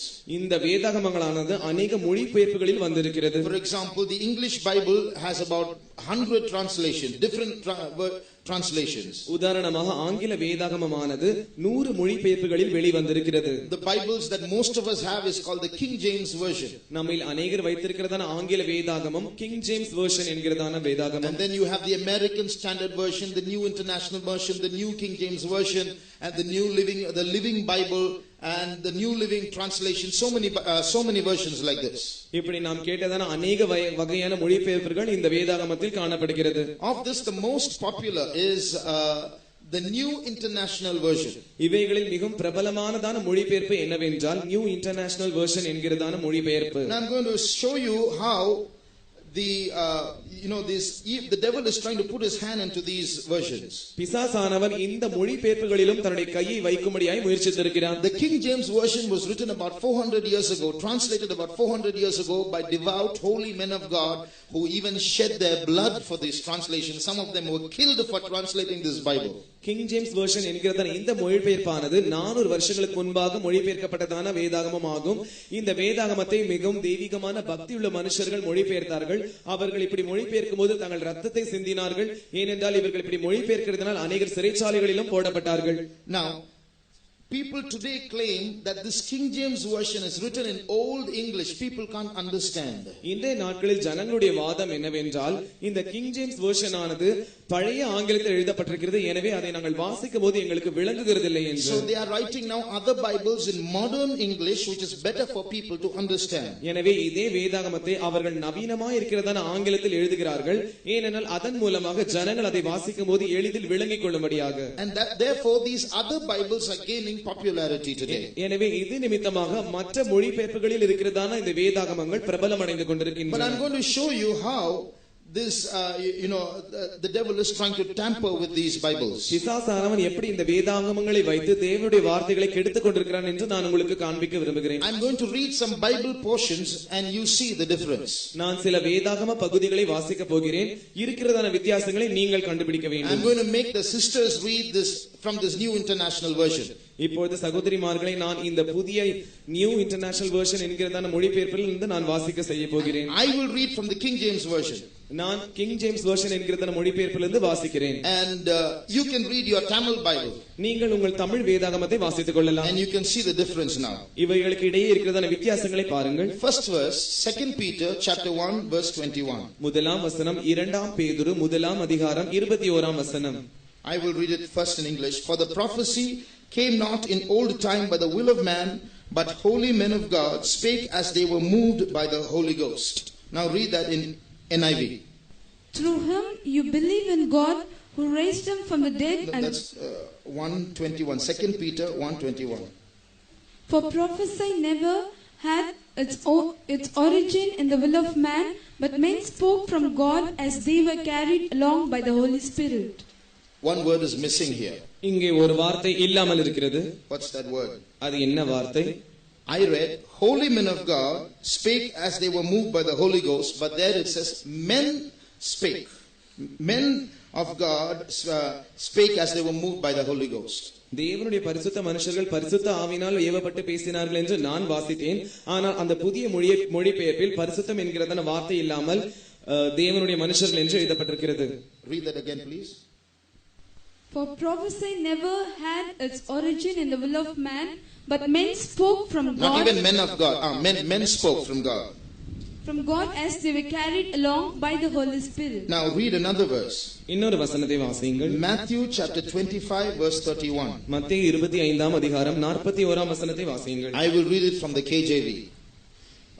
When the Son of Man shall come in his glory, all the holy angels with him, and all the holy angels with him, then shall he sit upon the throne of his glory. Read it in NIV now.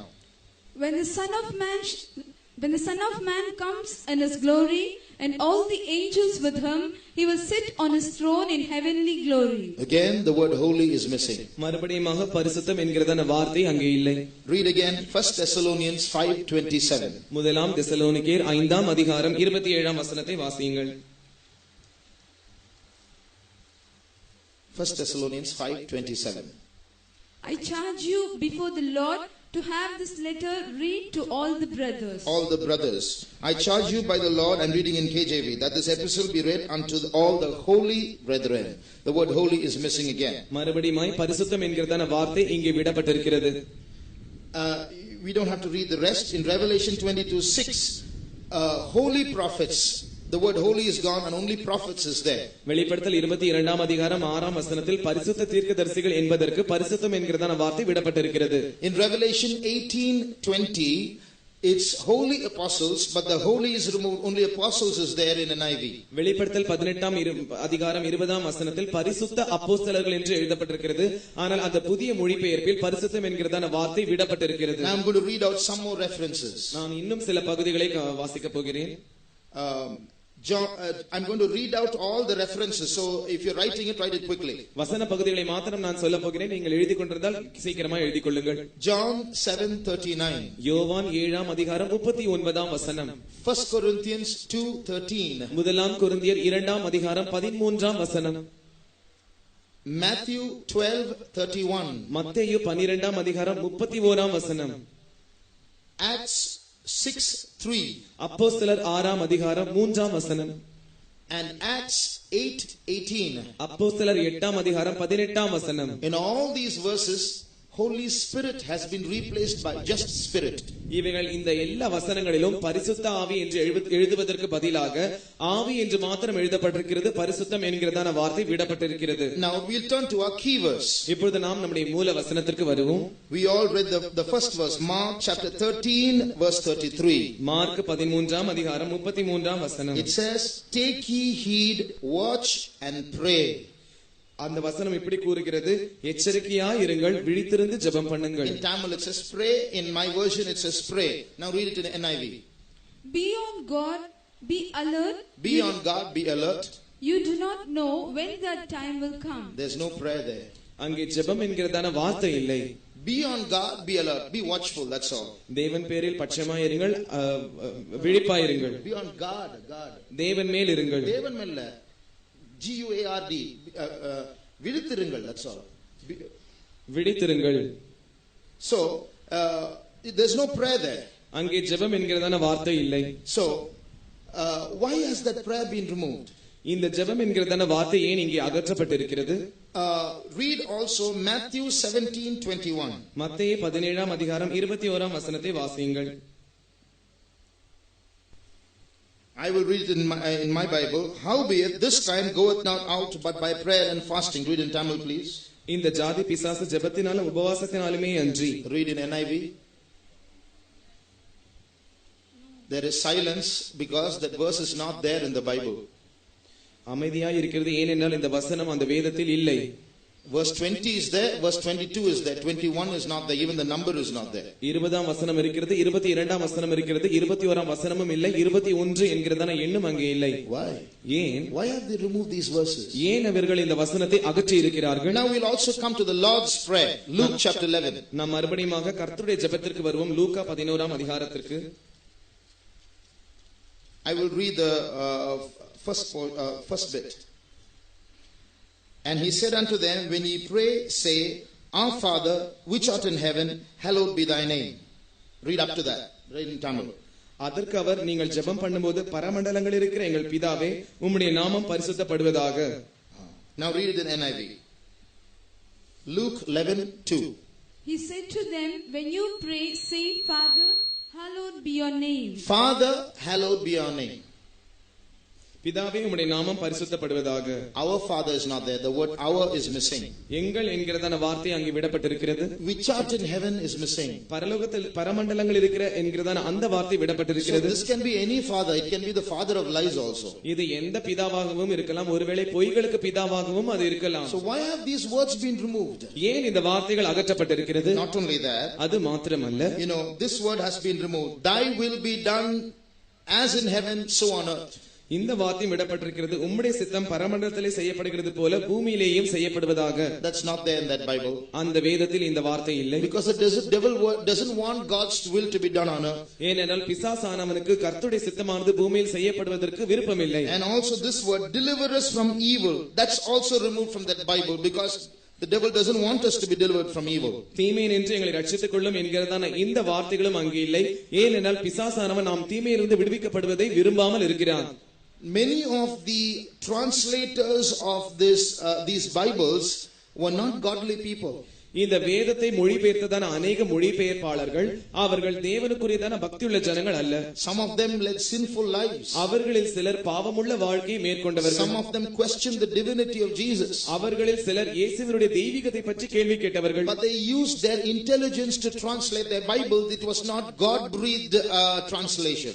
எனவே இவர்கள் இந்த வேதத்தை மொழிபெயர்க்கும் போது தங்களுக்கு இருந்ததான சொந்த அறிவை வைத்து மொழிபெயர்த்தவர்கள்.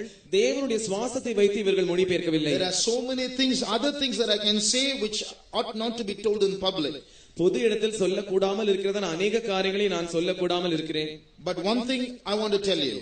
ஆனால் ஒரு காரியத்தை நான் சொல்ல உங்களுக்கு விரும்புகிறேன். Read 2 Thessalonians chapter 2 verses 9 to 11. இரண்டாம் தெசலோனிக்கேயர் 2ஆம் அதிகாரம் 9ஆம் வசனத்திலிருந்து 11ஆம் வசனம் வரைக்கும் வாசியுங்கள். 2 Thessalonians chapter 2 verses 9 to 11. இரண்டாம் தெசலோனிக்கேயர் 2ஆம் அதிகாரம் 9ஆம் வசனத்திலிருந்து 11ஆம் வசனம் வரைக்கும்.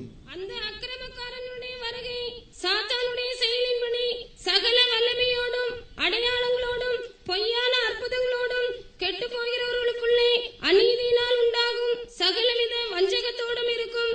ரட்சிக்கப்படத்தக்கதாய் சத்தியத்தின் மேலுள்ள அன்பை அவர்கள் அங்கீகரியாமற் போனபடியால் அப்படி நடக்கும்.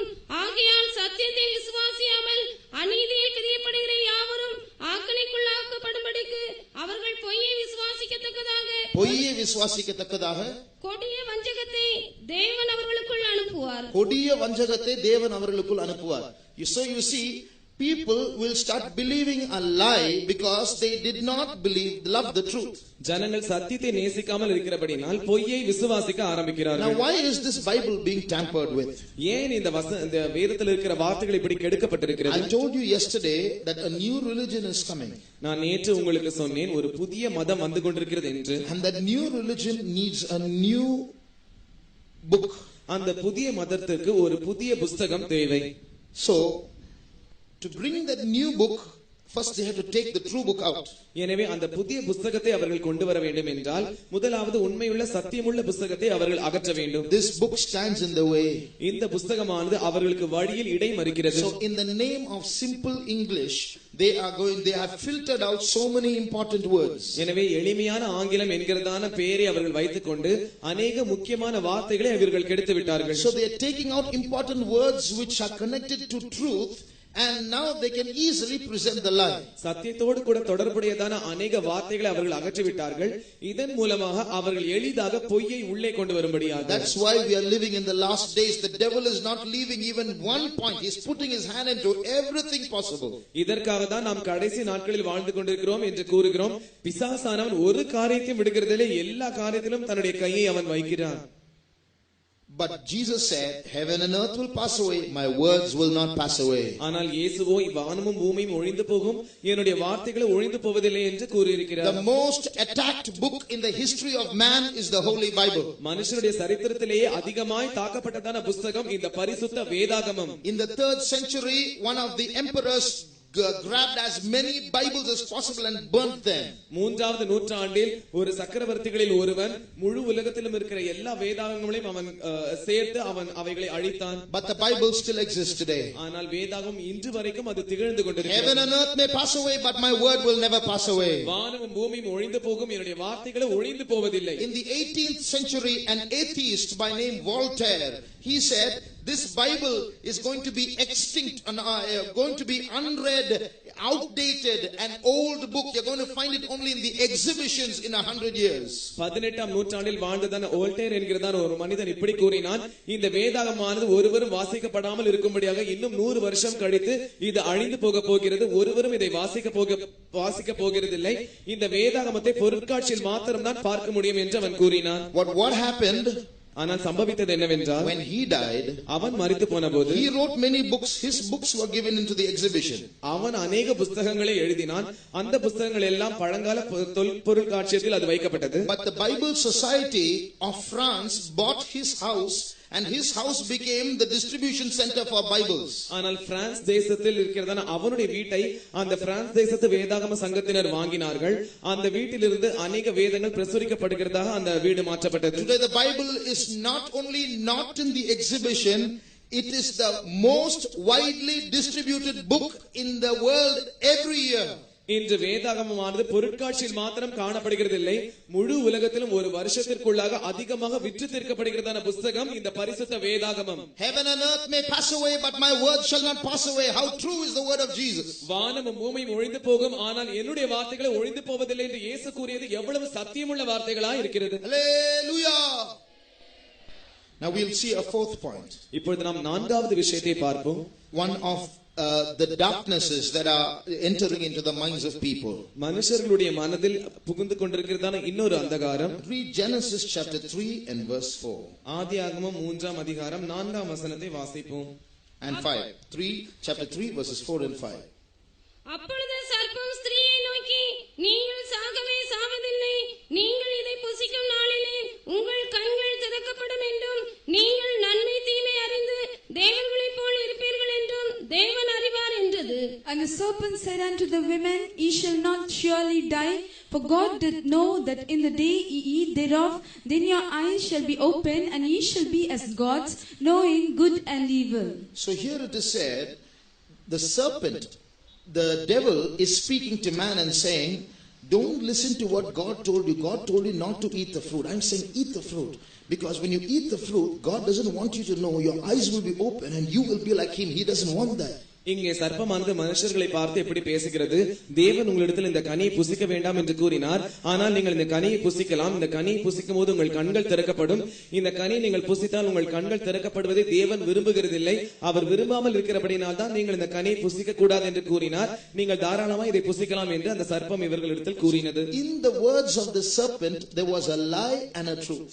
சர்ப்பத்தின் வார்த்தைகளில் உண்மையும் இருந்தது, பொய்யும் இருந்தது. The truth is, he is now trying to your eyes will be open. That was true.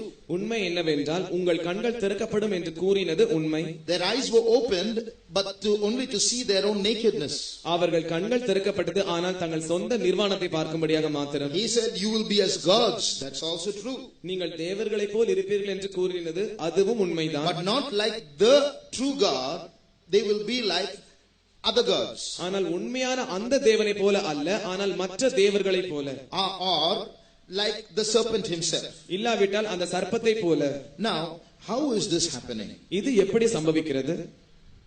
We all know that in the schools the theory of evolution is being promoted. நாம் யாவரும் பள்ளிகளில் பரிணாம கோட்பாடானது கற்பிக்கப்படுகிறது என்று நாம் அறிந்திருக்கிறோம். How man evolved from a monkey. மனுஷன் எப்படி குரங்கிலிருந்து வந்தான் என்று. So once upon a time your great grandfather was a monkey. ஒரு காலத்தில் உங்களுக்கு முன்பாக அதிக காலத்திற்கு முன்பாக வாழ்ந்ததான உங்கள் பாட்டனார்கள் எல்லாரும் அவர்கள் குரங்குகளாய் இருந்தார்கள். So thousands and thousands and thousands and thousands of years ago our forefathers were monkeys. எனவே ஆயிரக்கணக்கான வருஷங்களுக்கு முன்பாக வாழ்ந்ததான நம்முடைய முற்பிதாக்கள் அவர்கள் குரங்குகளாய் இருந்தார்கள். And then you have the Nebraska man and the Piltdown man and the Cro-Magnon man and this man and that man, and finally Homo erectus. Finally the monkey learns to stand straight, and here we are. இப்படி பல வகையான பரிணாமங்களை கடந்து வந்ததான் இந்த குரங்கானது அது நேராக நிற்க கற்றுக்கொண்டது. இப்பொழுது நாம் இருக்கிறதை போல மனுஷனாய் அந்த குரங்கு மாறினது. So that's the theory of evolution. இதுதான் பரிணாம கோட்பாடு என்று அழைக்கப்படுகிறது. Now as I told you 2 days ago, there are still many loopholes to that. There are many questions that evolution promoters cannot answer.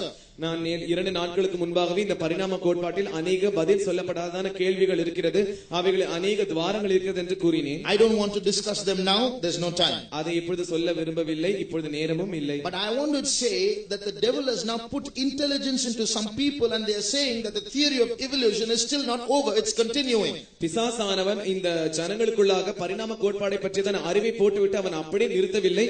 இன்னும் இந்த பரிணாம கோட்பாடான அந்த அறிவானது இன்னும் அந்த ஜனங்களுக்குள்ளாக வளர்ந்து கொண்டிருக்கிறது. So from monkey to man, and now man is progressing to something else. குரங்கிலிருந்து மனுஷன், மனுஷனிலிருந்து இன்னொரு ஏதோ ஒரு காரியம் முன்னேற்றம் அடைந்து கொண்டிருக்கிறது. That's called he's becoming Superman.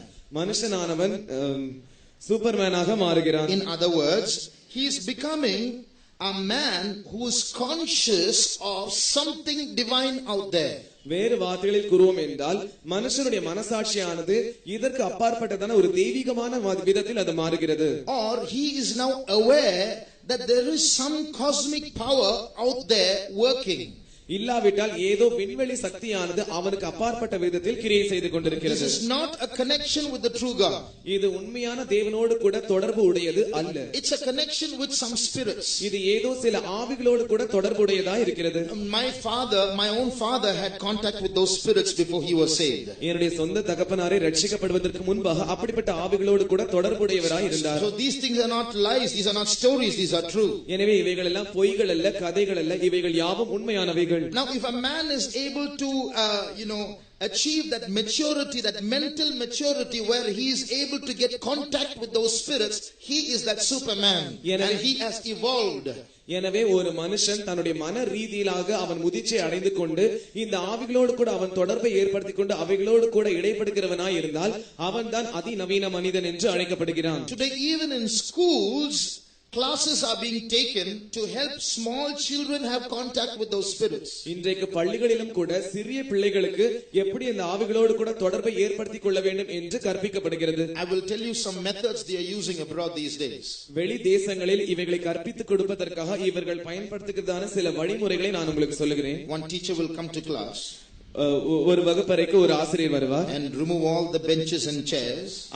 அந்த வகுப்பறையில் இருக்கிறதான எல்லா மேஜைகளையும் நாற்காலிகளையும் அகற்றி விடுவார்கள். And instead of them each child will be given a mattress and a pillow. அதற்கு பதிலாக ஒவ்வொரு பிள்ளைக்கும் ஒரு மெத்தையும் ஒரு தலையணையும் கொடுக்கப்படும். And they'll all have to lie face down.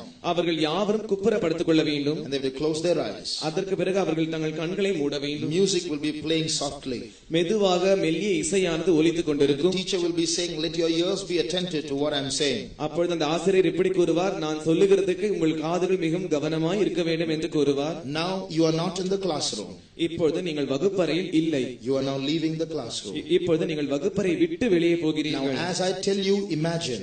நான் உங்களுக்கு சொல்லும்போது தானே உங்கள் கற்பனையில் நீங்கள் இதை செய்ய வேண்டும். Now you are in a mountainous region. இப்பொழுது நீங்கள் ஒரு மலைப்பாங்கான இடத்தில் இருக்கிறீர்கள். All green grass around you. சுற்றிலும் உங்களை சுற்றிலும் பச்சையான புல்வெளிகள். So much of trees around you. உங்களை சுற்றிலும் பல வகையான மரங்கள்.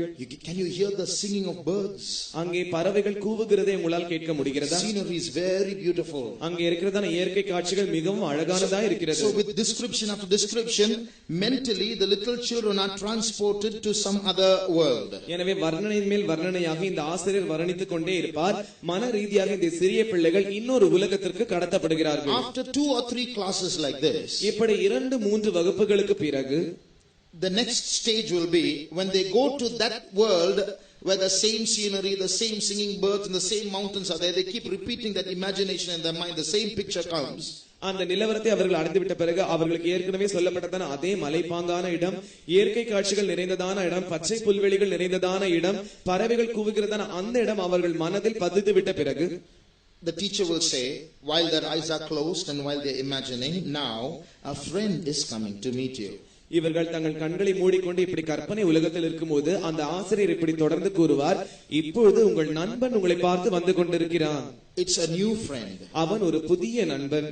And who it is, I will not say. You meet your friend. அது யார் என்று நான் சொல்ல மாட்டேன், நீங்களே அதை சந்திக்க வேண்டும். It can come in that friend can come in the form of an animal or a human being. அந்த நண்பன் ஒருவேளை ஒரு விலங்கின் உருவத்தில் வரலாம், இல்லாவிட்டால் ஒரு மனுஷனுடைய உருவத்திலும் வரலாம். So by repeated description, now an imaginary friend comes to visit them in their imaginary world. எனவே திரும்ப திரும்ப சொல்லுகிறதான அந்த வர்ணனையின் மூலமாக அந்த கற்பனை உலகத்தில் ஏதோ ஒரு நண்பன் அவர்கள் கற்பனையில் வருகிறது. So the teacher will say, now introduce yourself to your friend. எனவே அப்பொழுது இந்த ஆசிரியர் எப்படி சொல்லுவார், இப்பொழுது உங்கள் நண்பனுக்கு நீங்கள் உங்களை அறிமுகப்படுத்திக் கொள்ளுங்கள். Ask your friend what's his or her name. உங்கள் நண்பனிடத்தில் அவனுடைய பெயர் அவளுடைய பெயர் என்னவென்று கேளுங்கள். Or ask its name. இல்லாவிட்டால் அதனுடைய பெயர் என்ன என்று கேளுங்கள். So the friend will introduce itself or himself or herself to them. அப்பொழுது அந்த நண்பன் தன்னையோ தான் ஒரு ஆணாகவோ பெண்ணாகவோ இல்லாவிட்டால் ஒரு விலங்கினமாகவோ தன்னை அது அறிமுகப்படுத்திக் கொள்ளும். And after some time the teacher will snap and say, come back to this world. அதற்கு கொஞ்ச நேரம் கழித்து அந்த ஆசிரியர் இப்படி ஒரு சிட்டிகை போடுவார், மறுபடியும் நீங்கள் இந்த உண்மையான உலகத்திற்கு வர வேண்டும் என்று கூறுவார். Put away all your pillows and mattresses, bring your benches back.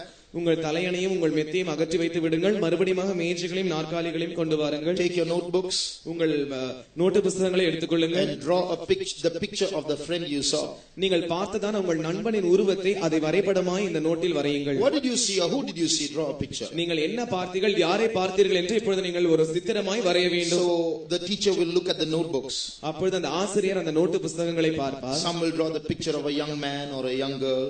சில பிள்ளைகள் ஒரு வாலிப பெண்ணையோ ஒரு வாலிப பையனையோ படமாய் வரைந்திருப்பார்கள். Some will draw the picture of, say, a horse. சிலர் ஒரு குதிரையின் வரைபடத்தை வரைந்திருப்பார்கள். Some will draw the picture of a ghost. சிலர் ஒரு ஆவியின் படத்தை வரைந்திருப்பார்கள். Some will say, I didn't see anything. They will draw nothing. சிலர் ஒன்றுமே வரையாமல் நாங்கள் ஒன்றுமே பார்க்கவில்லை என்று கூறுவார்கள். So different experiences the different children will have. இப்படி பல வகையான அனுபவங்கள் பல வகையான அது சிறிய பிள்ளைகளுக்கு இருக்கும். So now the teacher will say, those who have contacted their new friend in that plane, now hereafter, whenever we come together for this class, this will be your new friend. You should meet him in every class. You should talk to him hereafter. அப்பொழுது அந்த ஆசிரியர் அந்த உருவத்தை பார்த்ததான அந்த பிள்ளைகளிடத்தில் அவர் இப்படி சொல்லுகிறார், நீங்கள் யாரை உங்களுடைய கற்பனை உலகத்தில் பார்த்தீர்களோ இதற்கு பிறகு அவர்தான் உங்கள் நண்பனாய் இருப்பார். அதற்கு பிறகு நடத்தப்படுகிறதான எல்லா வகுப்புகளிலும் நீங்கள் அவர்களோடு தான் பேச வேண்டும், அவர்களோடு தான் நீங்கள் இடைப்பட வேண்டும் என்று கூறுவார். So every now and then they will have this class where they meet their new friend. எனவே அடிக்கடி அவர்களுக்கு இப்படிப்பட்டதான வகுப்பு நடத்தப்படும். அந்த நேரத்தில் தங்கள் புதிய நண்பனை அவர்கள் சந்திக்கிறார்கள். So the teacher will say hereafter, when you want any consultation about what you have to do about your future, don't ask your parents, ask this new friend. He is very wise. எனவே இந்த ஆசிரியர் இப்படி அவர்களுக்கு தொடர்ந்து கற்பிக்கிறார். இதற்கு பிறகு உங்களுக்கு ஏதாவது ஆலோசனைகள் வேண்டும் என்றால், உங்கள் எதிர்காலத்தை குறித்து உங்கள் படிப்பை குறித்து உங்களுக்கு ஆலோசனை வேண்டும் என்றால் உங்கள் பெற்றோர்களை நீங்கள் கேட்க வேண்டாம், உங்களுக்கு புதிதாக இருக்கிறதான அந்த நண்பனை நீங்கள் கேட்க வேண்டும். So the parents will object to this.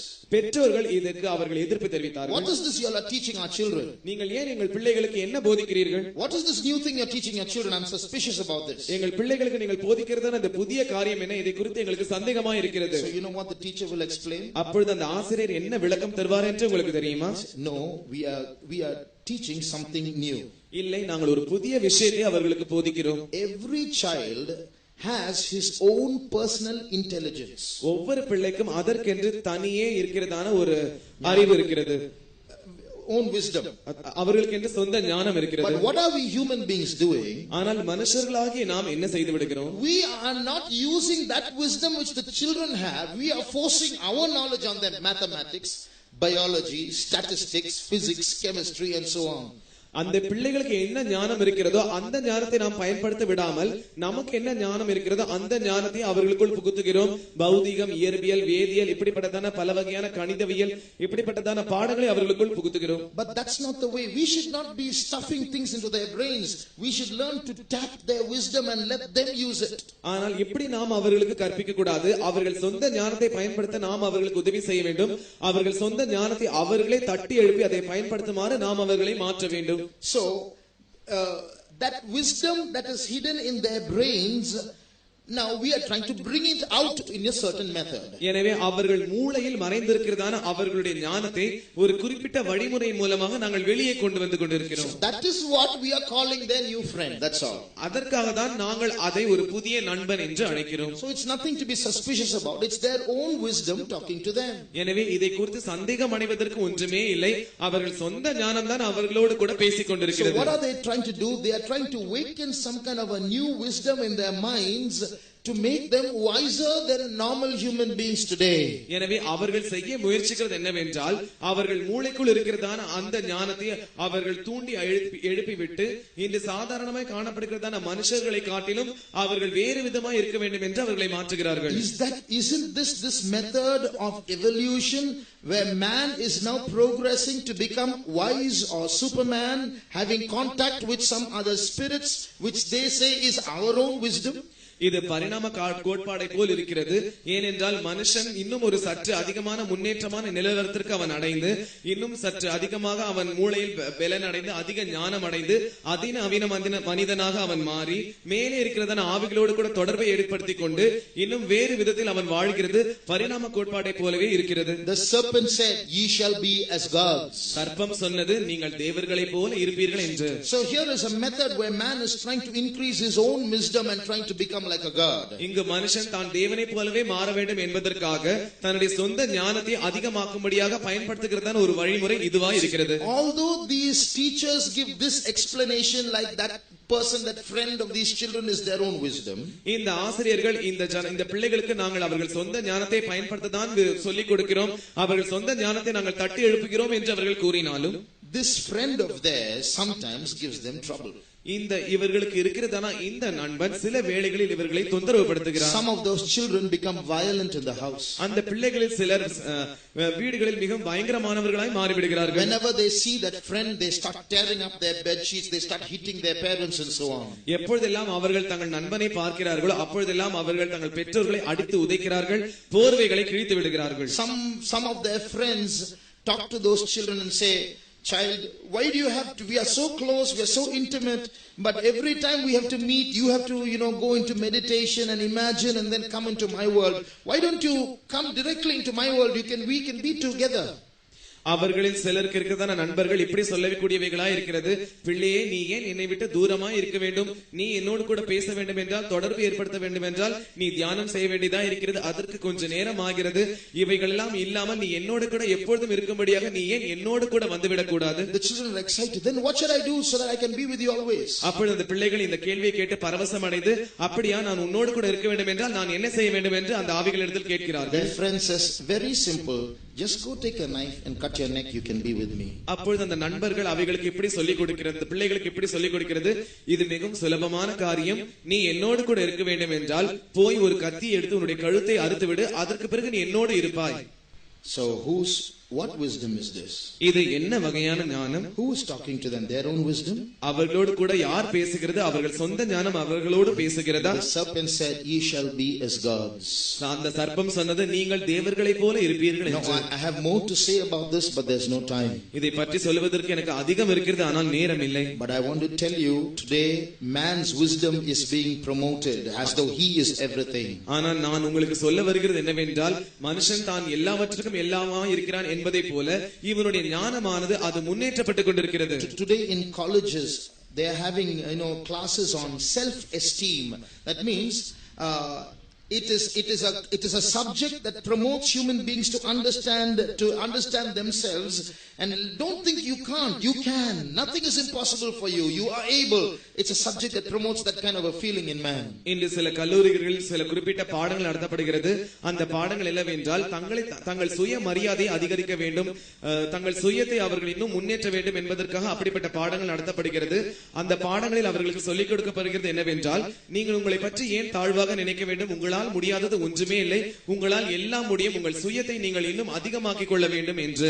Today in colleges, even in India, even in Chennai, those subjects are being taught. இன்று கல்லூரிகளில் இந்திய தேசத்தில் சென்னையிலும் கூட இப்படிப்பட்டதான பாடங்கள் சொல்லிக் கொடுக்கப்படுகிறது. What did Jesus say? ஆனால் இயேசு என்ன கூறினார்? Without me ye can do nothing. என்னாலே அல்லாமல் உங்களால் ஒன்றும் செய்ய முடியாது. What did John the Baptist say? யோவான் ஸ்நானகன் என்ன கூறினார்? He must increase, I must decrease. அவர் பெருகவும் நான் சிறுகவும் வேண்டும். But what is self esteem? What are these subjects saying? ஆனால் சுயத்தை அதிகரிக்கிறதான இந்த பாடம் என்ன சொல்லுகிறது? No, you can. இல்லை உன்னால் முடியும். So people are now elevating themselves. I can, and we are becoming each one is becoming his or her own god. எனவே இன்றைய நாட்களில் ஜனங்கள் தங்கள் சுயத்தை உயர்த்தி கொண்டிருக்கிறார்கள். அதன் மூலமாக அவளுக்கு அவர்களே தேவர்களாய் மாறிக்கொண்டிருக்கிறார்கள். When you eat this fruit, your eyes will be open and you shall be as gods. This is the God that the serpent was speaking about. நீங்கள் இந்த கனியை புசிக்கும்போது உங்கள் கண்கள் திறக்கப்படும், நீங்கள் தேவர்களைப் போல் இருப்பீர்கள் என்று சர்ப்பம் சொன்னது இந்த தேவர்களை பற்றி தான் கூறியிருக்கிறது. This fallen man is in for a bigger fall very soon. இந்த விழுந்து போன மனுஷன் இன்னும் மிகப்பெரிய விழுகைக்குள் போவதற்கு ஆயத்தமா இருக்கிறான். Because when every man is puffed up in his own pride and he says, yeah, I am God, I am wise enough, I can, I will, the big God, the master God, who says, I will ascend to the stars, I will be like the Most High, his name is Satan. He is going to come and take control of all these little gods. ஏனென்றால் இந்த அறிவின் மூலமாக இங்கே இந்த எல்லா மனுஷர்களும் நான் தான் தேவன் என்று இருமாப்படைந்து பெருமை அடைந்து என்னால் முடியும், எனக்கு தான் அதிகமாக ஞானம் இருக்கிறது, என்னை காட்டிலும் வேறு யாரும் உயர்ந்தவர் அல்ல என்று இவர்கள் கூறும்போது இவர்களுக்கு மேலா இருக்கிறதான இன்னொரு தேவன் இருக்கிறது. அந்த தேவன் நான் உன்னதமானவர் வாசம் பண்ணுகிற அந்த இடத்துக்கு நேர்வன், நட்சத்திரங்களுக்கு மேலாக நான் என்னுடைய சிங்காசனத்தை உயர்த்துவேன் என்று கூறி அந்த தேவன் இந்த தேவர்களுக்கு பெரிய தேவனாய் இருந்து இந்த தேவர்களை பிடிக்க போகிற நாட்கள் வரப்போகிறது. He is going to come. Satan is going to come and rule this world very soon. This is what the Bible says. சாத்தானானவன் அதிசீக்கிரத்தில் வந்து இந்த உலகத்தை ஆட்சி செய்ய போகிறான் என்று தான் வேதம் சொல்லுகிறது. Another God is coming. இன்னொரு கடவுள் வந்து கொண்டிருக்கிறான். Another religion is coming. இன்னொரு மதம் வந்து கொண்டிருக்கிறது. Those who are listening to me, what are we going to do? என்னை கேட்டுக்கொண்டிருக்கிறதான நீங்கள் என்ன செய்ய போகிறீர்கள்? Sleep a little more, play a little more, have fun a little more. இன்னும் கொஞ்சம் தூங்கட்டும், இன்னும் கொஞ்சம் விளையாட வேண்டும், இன்னும் கொஞ்சம் கிண்டல் பண்ண வேண்டுமா? These are the last days. இவைகள் கடைசி நாட்கள். Before I close, நான் முடிப்பதற்கு முன்பாக I just want to say one thing. நான் உங்களுக்கு ஒரு காரியத்தை சொல்ல விரும்புகிறேன். The Bible says that when this antichrist comes, வேதம் சொல்லுகிறது இந்த அந்திகிறிஸ்து வரும்போது he comes with a wound on his head. அவன் தன்னுடைய தலையில் காயம் அடைந்தவனாய் வருகிறான். Read Revelation chapter 13, வெளிப்படுத்தல் 13ஆம் அதிகாரம் and verse 3. 3ஆம் வசனம். அதின் தலைகளில் ஒன்று சாவுக்கு ஏதுவாய் காயப்பட்டிருக்க கண்டேன். And I saw one of his heads as it were wounded to death. How was he wounded? இவன் எப்படி காயம் அடைந்திருக்கிறான்? This is the antichrist. இவன் அந்திகிறிஸ்து. So when the antichrist comes to power, he comes with a wound on his head. எனவே அந்திகிறிஸ்து ஆட்சிக்கு வரும்போது தலையில் காயம் அடைந்தவனாய் வந்திருக்கிறான். How did he get wounded? Who wounded him? இவனுக்கு எப்படி காயம் வந்தது? இவனை காயப்படுத்தினது யார்? Read verse 14. 14ஆம் வசனத்தை வாசியுங்கள். மிருகத்தின் முன்பாக அந்த அற்புதங்களை செய்யும்படி தனக்கு கொடுக்கப்பட்ட சத்துவத்தினாலே பூமியின் குடிகளை மோசம் போக்கி பட்டயத்தினாலே காயப்பட்டு பிழைத்த மிருகத்திற்கு and deceiveth them that dwell on the earth by the means of those miracles which he had power to do in the sight of the beast, saying to them that dwell on the earth that they should make an image to the beast which had the wound by a sword and did live. This verse says the wound was by a sword.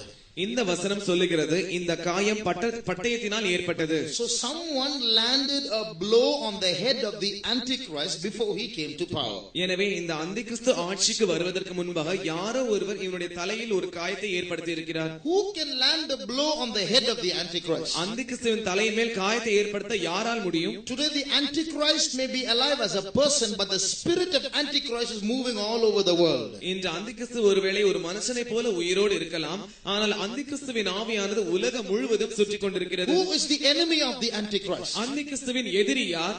The church of God. தேவனுடைய சபை.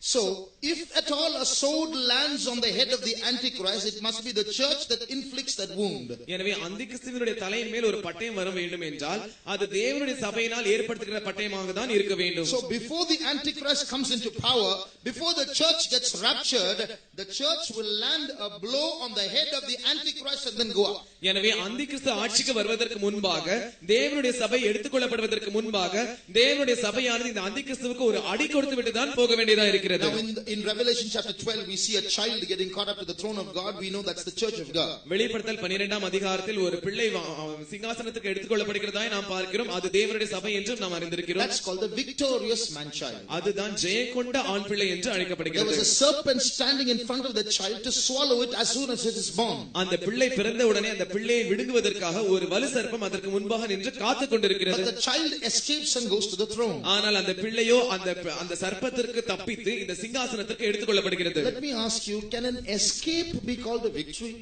ஒரு தப்பித்து போகுதல் ஒரு ஜெயம் வெற்றி என்று நம்மால் கூற முடியுமா என்று நான் உங்களை பார்த்து கேட்கிறேன். If Satan chases us and we run away from Satan and we are too fast for him and we go into hiding, he can't find us after that, and we show a thumb at him and say, see, I won over you, is that victory?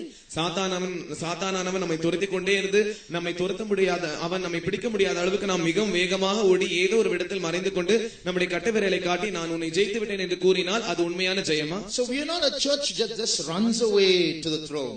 எனவே நம்முடைய இந்த சபையானது சிங்காசனத்திற்கு ஓடி போகிறதான சபை அல்ல. The Bible says they overcame him. வேதம் சொல்லுகிறது அவர்கள் அவனை ஜெயித்தார்கள். Revelation 12:11 says they overcame him. வெளிப்படுத்தல் 12:11 இப்படி சொல்லுகிறது அவர்கள் அவனை ஜெயித்தார்கள். It's not just escaping, there's a victory there. அங்கே அது தப்பித்து போகுதல் அல்ல, அது வெற்றியாய் இருக்கிறது. So before you and I are caught up at the coming of the Lord, எனவே நீங்களும் நானும் கர்த்தருடைய வருகையில் எடுத்துக்கொள்ளப்படுவதற்கு முன்பாக, before the church goes when Jesus comes, இயேசுவானவர் வரும்போது சபை போகும்போதற்கு முன்பாக there is a victory that we must take. நாம் பெற்றுக்கொள்ள வேண்டியதான ஜெயம் இருக்கிறது. Darkness may cover the earth, அந்தகாரம் பூமியை மூடலாம். darkness might cover the minds of the people, அந்தகாரமானது ஜனங்களுடைய மனதை மூடலாம். deception might spread across the masses, வஞ்சமானது ஜனசமூகத்தின் மத்தியிலே அது பரவலாம். multitudes might believe in lies, திரள் கூட்டமான ஜனங்கள் பொய்யை நம்பிக்கொண்டிருக்கலாம். but O church of God, the truth is presented to you. ஆனால் தேவனுடைய சபையே சத்தியமானது உனக்கு கையளிக்கப்பட்டிருக்கிறது. Ye shall know the truth and the truth shall make you free. சத்தியத்தை நீங்கள் அறிவீர்கள், சத்தியம் உங்களை விடுதலையாக்கும். So God has given us the delivering truth. எனவே தேவன் நமக்கு விடுவிக்கிற சத்தியத்தை விடுதலையின் சத்தியத்தை தந்திருக்கிறார். Shall we close our eyes? நாம் நம்முடைய கண்களை மூடுவோம். The Antichrist may be powerful. அந்திகிறிஸ்து ஒருவேளை அவன் வல்லமையுள்ளவனாய் இருக்கலாம். Satan may be a master deceiver. சாத்தானானவன் வஞ்சகத்தில் தலைவனாய் இருக்கலாம். But we have a mighty God who is greater than all these spirits. ஆனால் இந்த எல்லா ஆவிகளை காட்டிலும் நமக்கு ஒரு பலத்த தேவன் இருக்கிறார். Greater is he that is in you than he that is in the world. உலகத்தில் இருக்கிறவனிலும் உங்களில் இருக்கிறவர் பெரியவர். How many realize that the one who is in you is greater than he that is in the world? உலகத்தில் இருக்கிறவனிலும் உங்களில் இருக்கிறவர் பெரியவர் என்று எத்தனை பேர் உணர்கிறீர்கள்? Who is in you? உங்களில் இருக்கிறது யார்? The creator of the universe. அண்ட சராசரத்தையும் படைத்ததான அந்த சிருஷ்டிகர். Who is in you?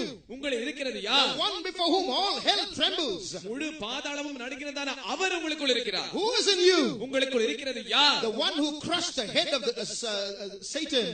சாத்தானுடைய தலையை நசுக்கினவர் உங்களுக்குள் இருக்கிறார். He is greater than the whole world. அவர் முழு உலகத்தை காட்டிலும் பெரியவர். So be strong, dear brother, be strong, dear sister, the victory is ours. எனவே சகோதரனே பலமுள்ளவனாய் இருப்பாயாக, சகோதரி நீ பலமுள்ளவளாய் இருப்பாயாக. Hallelujah. May the Lord help us. தேவன் தாமே நமக்கு உதவி செய்வாராக. Yes.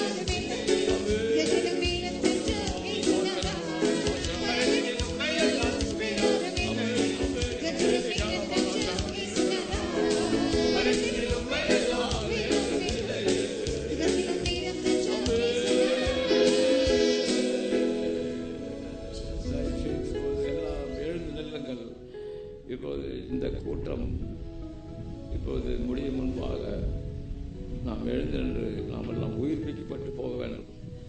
எல்லாம் எழுந்து நெல்லுங்கள். உண்மையாகவே இப்ப கேட்ட வார்த்தைகள் நம்ம உயிர்ப்பிக்க வேண்டும். இவ்வளவு நேரம் கேட்ட வசனங்கள், இந்த வேத பாடத்தின் உபதேசங்கள் நம்ம உயிர்ப்பிக்க வேண்டும். நாம் இங்கே என்ன உபதேசம் கேட்டு வீட்டுக்கு போறோம், பிசாசு அதுக்காக சோதனை வச்சிருப்போம். நீ போய் பெந்த ஓசில போய் கூட்டுக்கு போயிட்டு வந்தியா, அந்த வசனம் கேட்டியா, இந்த வசனம் கேட்டியா, வா உன்னை ஒரு கை பார்க்கறன்ட்டு சவால் விடுவோம். இவ்வளவு நேரம் வசனங்கள் கேட்டு கொண்டிருந்தோம். மணி 9 ஆக போகுது. நீ 9 மணி வர போய் அங்கே பெந்த ஓசு கோயில் பிரசங்கத்தை கேட்டு வந்தியா, வா உன்னை ஒரு கை பார்க்கறன்ட்டு பிசாசு சவால் விட்டு வீட்டில் அதுக்காக சோதனை போடுவான். உன்னைங்கள் வியாதியா இருக்கும், பரிசுத்தத்துக்கு மாறான காரியத்தை போடுவான். வேறுபாடுக்கு உதவி கேட்டு போகும்போது அதுக்கேற்ற சோதனை போடுவான். அதுக்காக நாம் போராடுகிறோமா? அவன் சவால் விடுறான் பிசாசு. நீ பெந்த கோசில் போய் கும்மாளம் போடுறியா, பெந்த கோசில் போய் கை தட்டிட்டு வாரியா, அங்க பெரிய பிரசங்கத்தை கேட்டு வரையா, வா உன்னை ஒரு கை பார்க்கலன்ட்டு நாளைக்கு வேலை காட்டுவான் பிசாசு. நாளைக்கு வீட்டில் அது கேட்ட காரியத்தை சோதனை போடுவான்.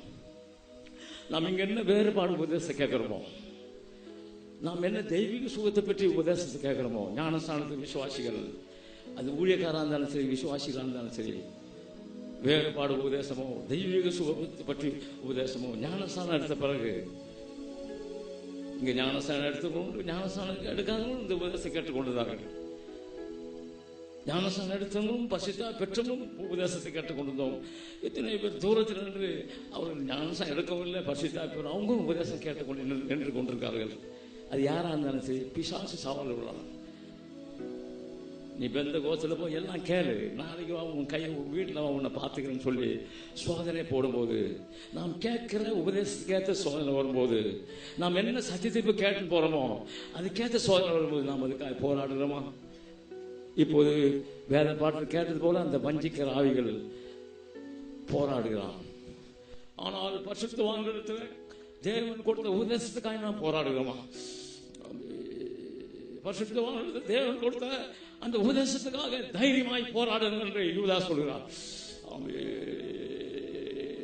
ஒன்று கூட ஒப்படைங்கள், ஒன்று கூட ஆவி ஆத்மா ஆண்டவரை அந்த உபதேசத்தை கேட்டு வீட்டுக்கு போக போறேன். இப்படிப்பட்ட சத்தியத்தை நான் இதுவரை கேட்கவில்லை, யாரும் எனக்கு சொல்லி தரவில்லை. இப்போ இப்படிப்பட்டதான் உபதேசம் கேட்கவில்லையே, இதோ நான் வீட்டுக்கு போறேன், என்னை பாதுகாத்துக் கொள்ளும் ஆண்டவரே, வாயத்தன்னு சொல்லுங்கள், எல்லாரும் வாயத்தன்னு சொல்லுங்கள். ஆண்டவரே, பிசாசு சவால் விடுகிறான், பிசாசு சவால் விடுகிறான், என்னை பாதுகாத்துக் கொள்ளும் என்று கேளுங்கள். அவே மனைத்தாரக்கு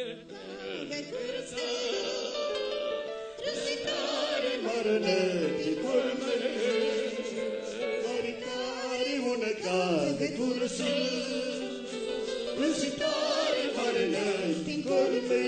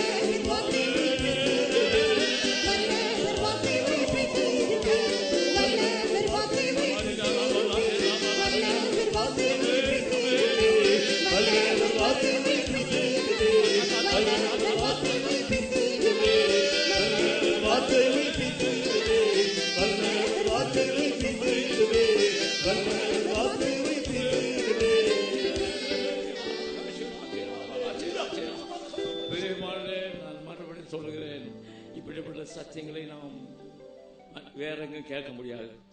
இப்படி கடைசி நாட்களில் நாம் கேட்ட சத்தியங்கள் உண்மையாகவே நம்முடைய ஜீவிதத்தை மாற்ற வேண்டும். நான் மறுபடியும் சொல்லுகிறேன், நாம் என்ன சத்தியத்தை இப்படிப்பட்ட மேலான சத்தியங்களை கேட்கும்போது பிசாசு அதுக்கு விரோதமான சோதனை போடும்போது நாம் புதிய தீர்மானத்தோடு இந்த உபதேசங்களை நமக்குள் காத்துக்கொள்ள வேண்டும். இப்படிப்பட்ட சோதனை பிசாசு போட்டாலும் சரி, இதுக்கு மாறாக பிசாசு பல சோதனை போடுவாங்க. அது நாளையா இருக்கும், மறுநாளா இருக்கும், வேற எந்த நாளிலும் சோதனை வரும்போது நாம் ஜெயிக்க முடியாது. கர்த்தர் சமத்துவ படைங்கள். நான் முன்னாடி சொன்னது போல சொல்லுங்கள், ஆண்டு இப்போ நான் மேலான சத்தியத்தை கேட்டு நான் என் வீட்டுக்கு போகிறேன். கர்த்தாவே பலன் தாரும் ஆண்டு, இப்படி சத்தியத்துக்கு நான் சாட்சியா ஜீவிக்க பலன் தாரும் என்று சொல்லுங்கள். பிசாசு என்ன போட்டாலும் அதுக்காக போராடி ஜெயம் எடுப்போமாக. இப்படிப்பட்ட உபதேசங்களுக்கு விரோதமாக பிசாசு என்ன கொண்டு வந்தாலும் அந்த பிசாசின் சக்தியை மேற்கொள்வோமாக. உமக்கு உன்னத பலனை தாருமையா, உமக்கு சாட்சியா ஜீவித்திரே. உன்னத பலனை தாருமையா, உலக பாபிசம் சாத்தானை ஜெயிக்க உமது வல்லமை வேண்டுமையா. உலக பாபிசம் சாத்தானை ஜெயிக்க உமது வல்லமை வேண்டுமையா. உமக்கு சாட்சியா ஜீவித்திரே.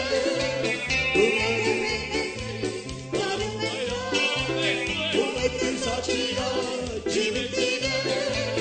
உலக பலனை தாருமையா, உலக பாவிசம் சாத்தானை ஜெயிக்க உமது வல்லமை வேண்டுமையா. உலக பாவிசம் சாத்தானை ஜெயிக்க உமது வல்லமை வேண்டுமையா. உமக்கு சாட்சியா ஜீவித்திரே. உலக பலனை தாருமையா, உமக்கு சாட்சியா ஜீவித்திரே.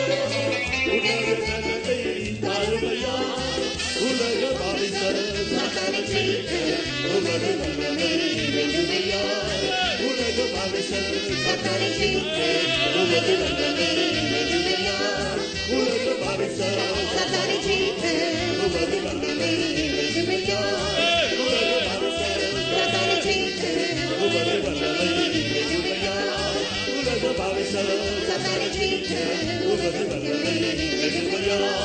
உலக பாவிசம் சாத்தானை ஜெயிக்க உமது வல்லமை வேண்டுமையா.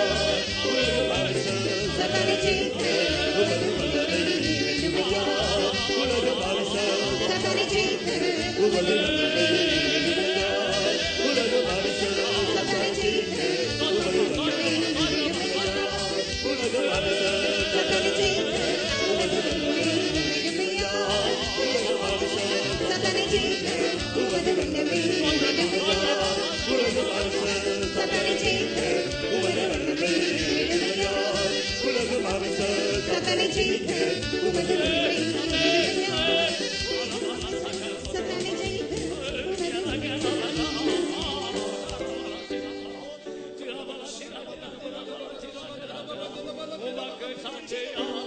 ஜீவித்திரே. உலக பலனை தாருமையா, உமக்கு சாட்சியா ஜீவித்திரே. உலக பலனை தாருமையா, உலக பாவிசம் சாத்தானை ஜெயிக்க உமது வல்லமை வேண்டுமையா. உலக பாவிசம் சாத்தானை ஜெயிக்க உமது வல்லமை வேண்டுமையா. உலக சாட்சியா ஜீவித்திரே. உலக பலனை தாருமையா, உலக சாட்சியா ஜீவித்திரே. உலக பலனை தாருமையா, உலக சாத்தானை ஜெயிக்க உமது வல்லமை வேண்டுமையா. உலக பாவிசம் சாத்தானை ஜெயிக்க உமது வல்லமை வேண்டுமையா. உலக சாட்சியா ஜீவித்திரே. உன்னத பலனை தாருமையா, உமக்கு சாட்சியா ஜீவித்திரே. உன்னத பலனை தாருமையா, உமக்கு சாட்சியா ஜீவித்திரே. உன்னத பலனை தாருமையா, உமக்கு சாட்சியா ஜீவித்திரே. உன்னத பலனை தாருமையா, உமக்கு சாட்சியா ஜீவித்திரே. உன்னத பலனை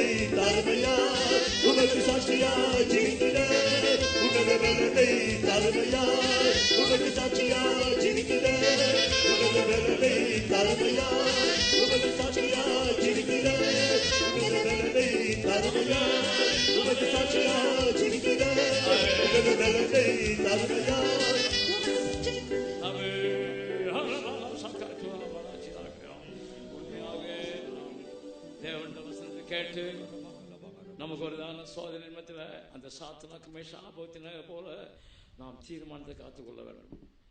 7 மடங்கு அக்கினி சோதனை வரக்கூடும். நான் உங்களை பயப்படுத்துறதுக்காக சொல்ல, இப்படிப்பட்ட சத்தியத்தை கேட்கும் போது பிசாசு அப்படிப்பட்ட சோதனை போடுவாங்க.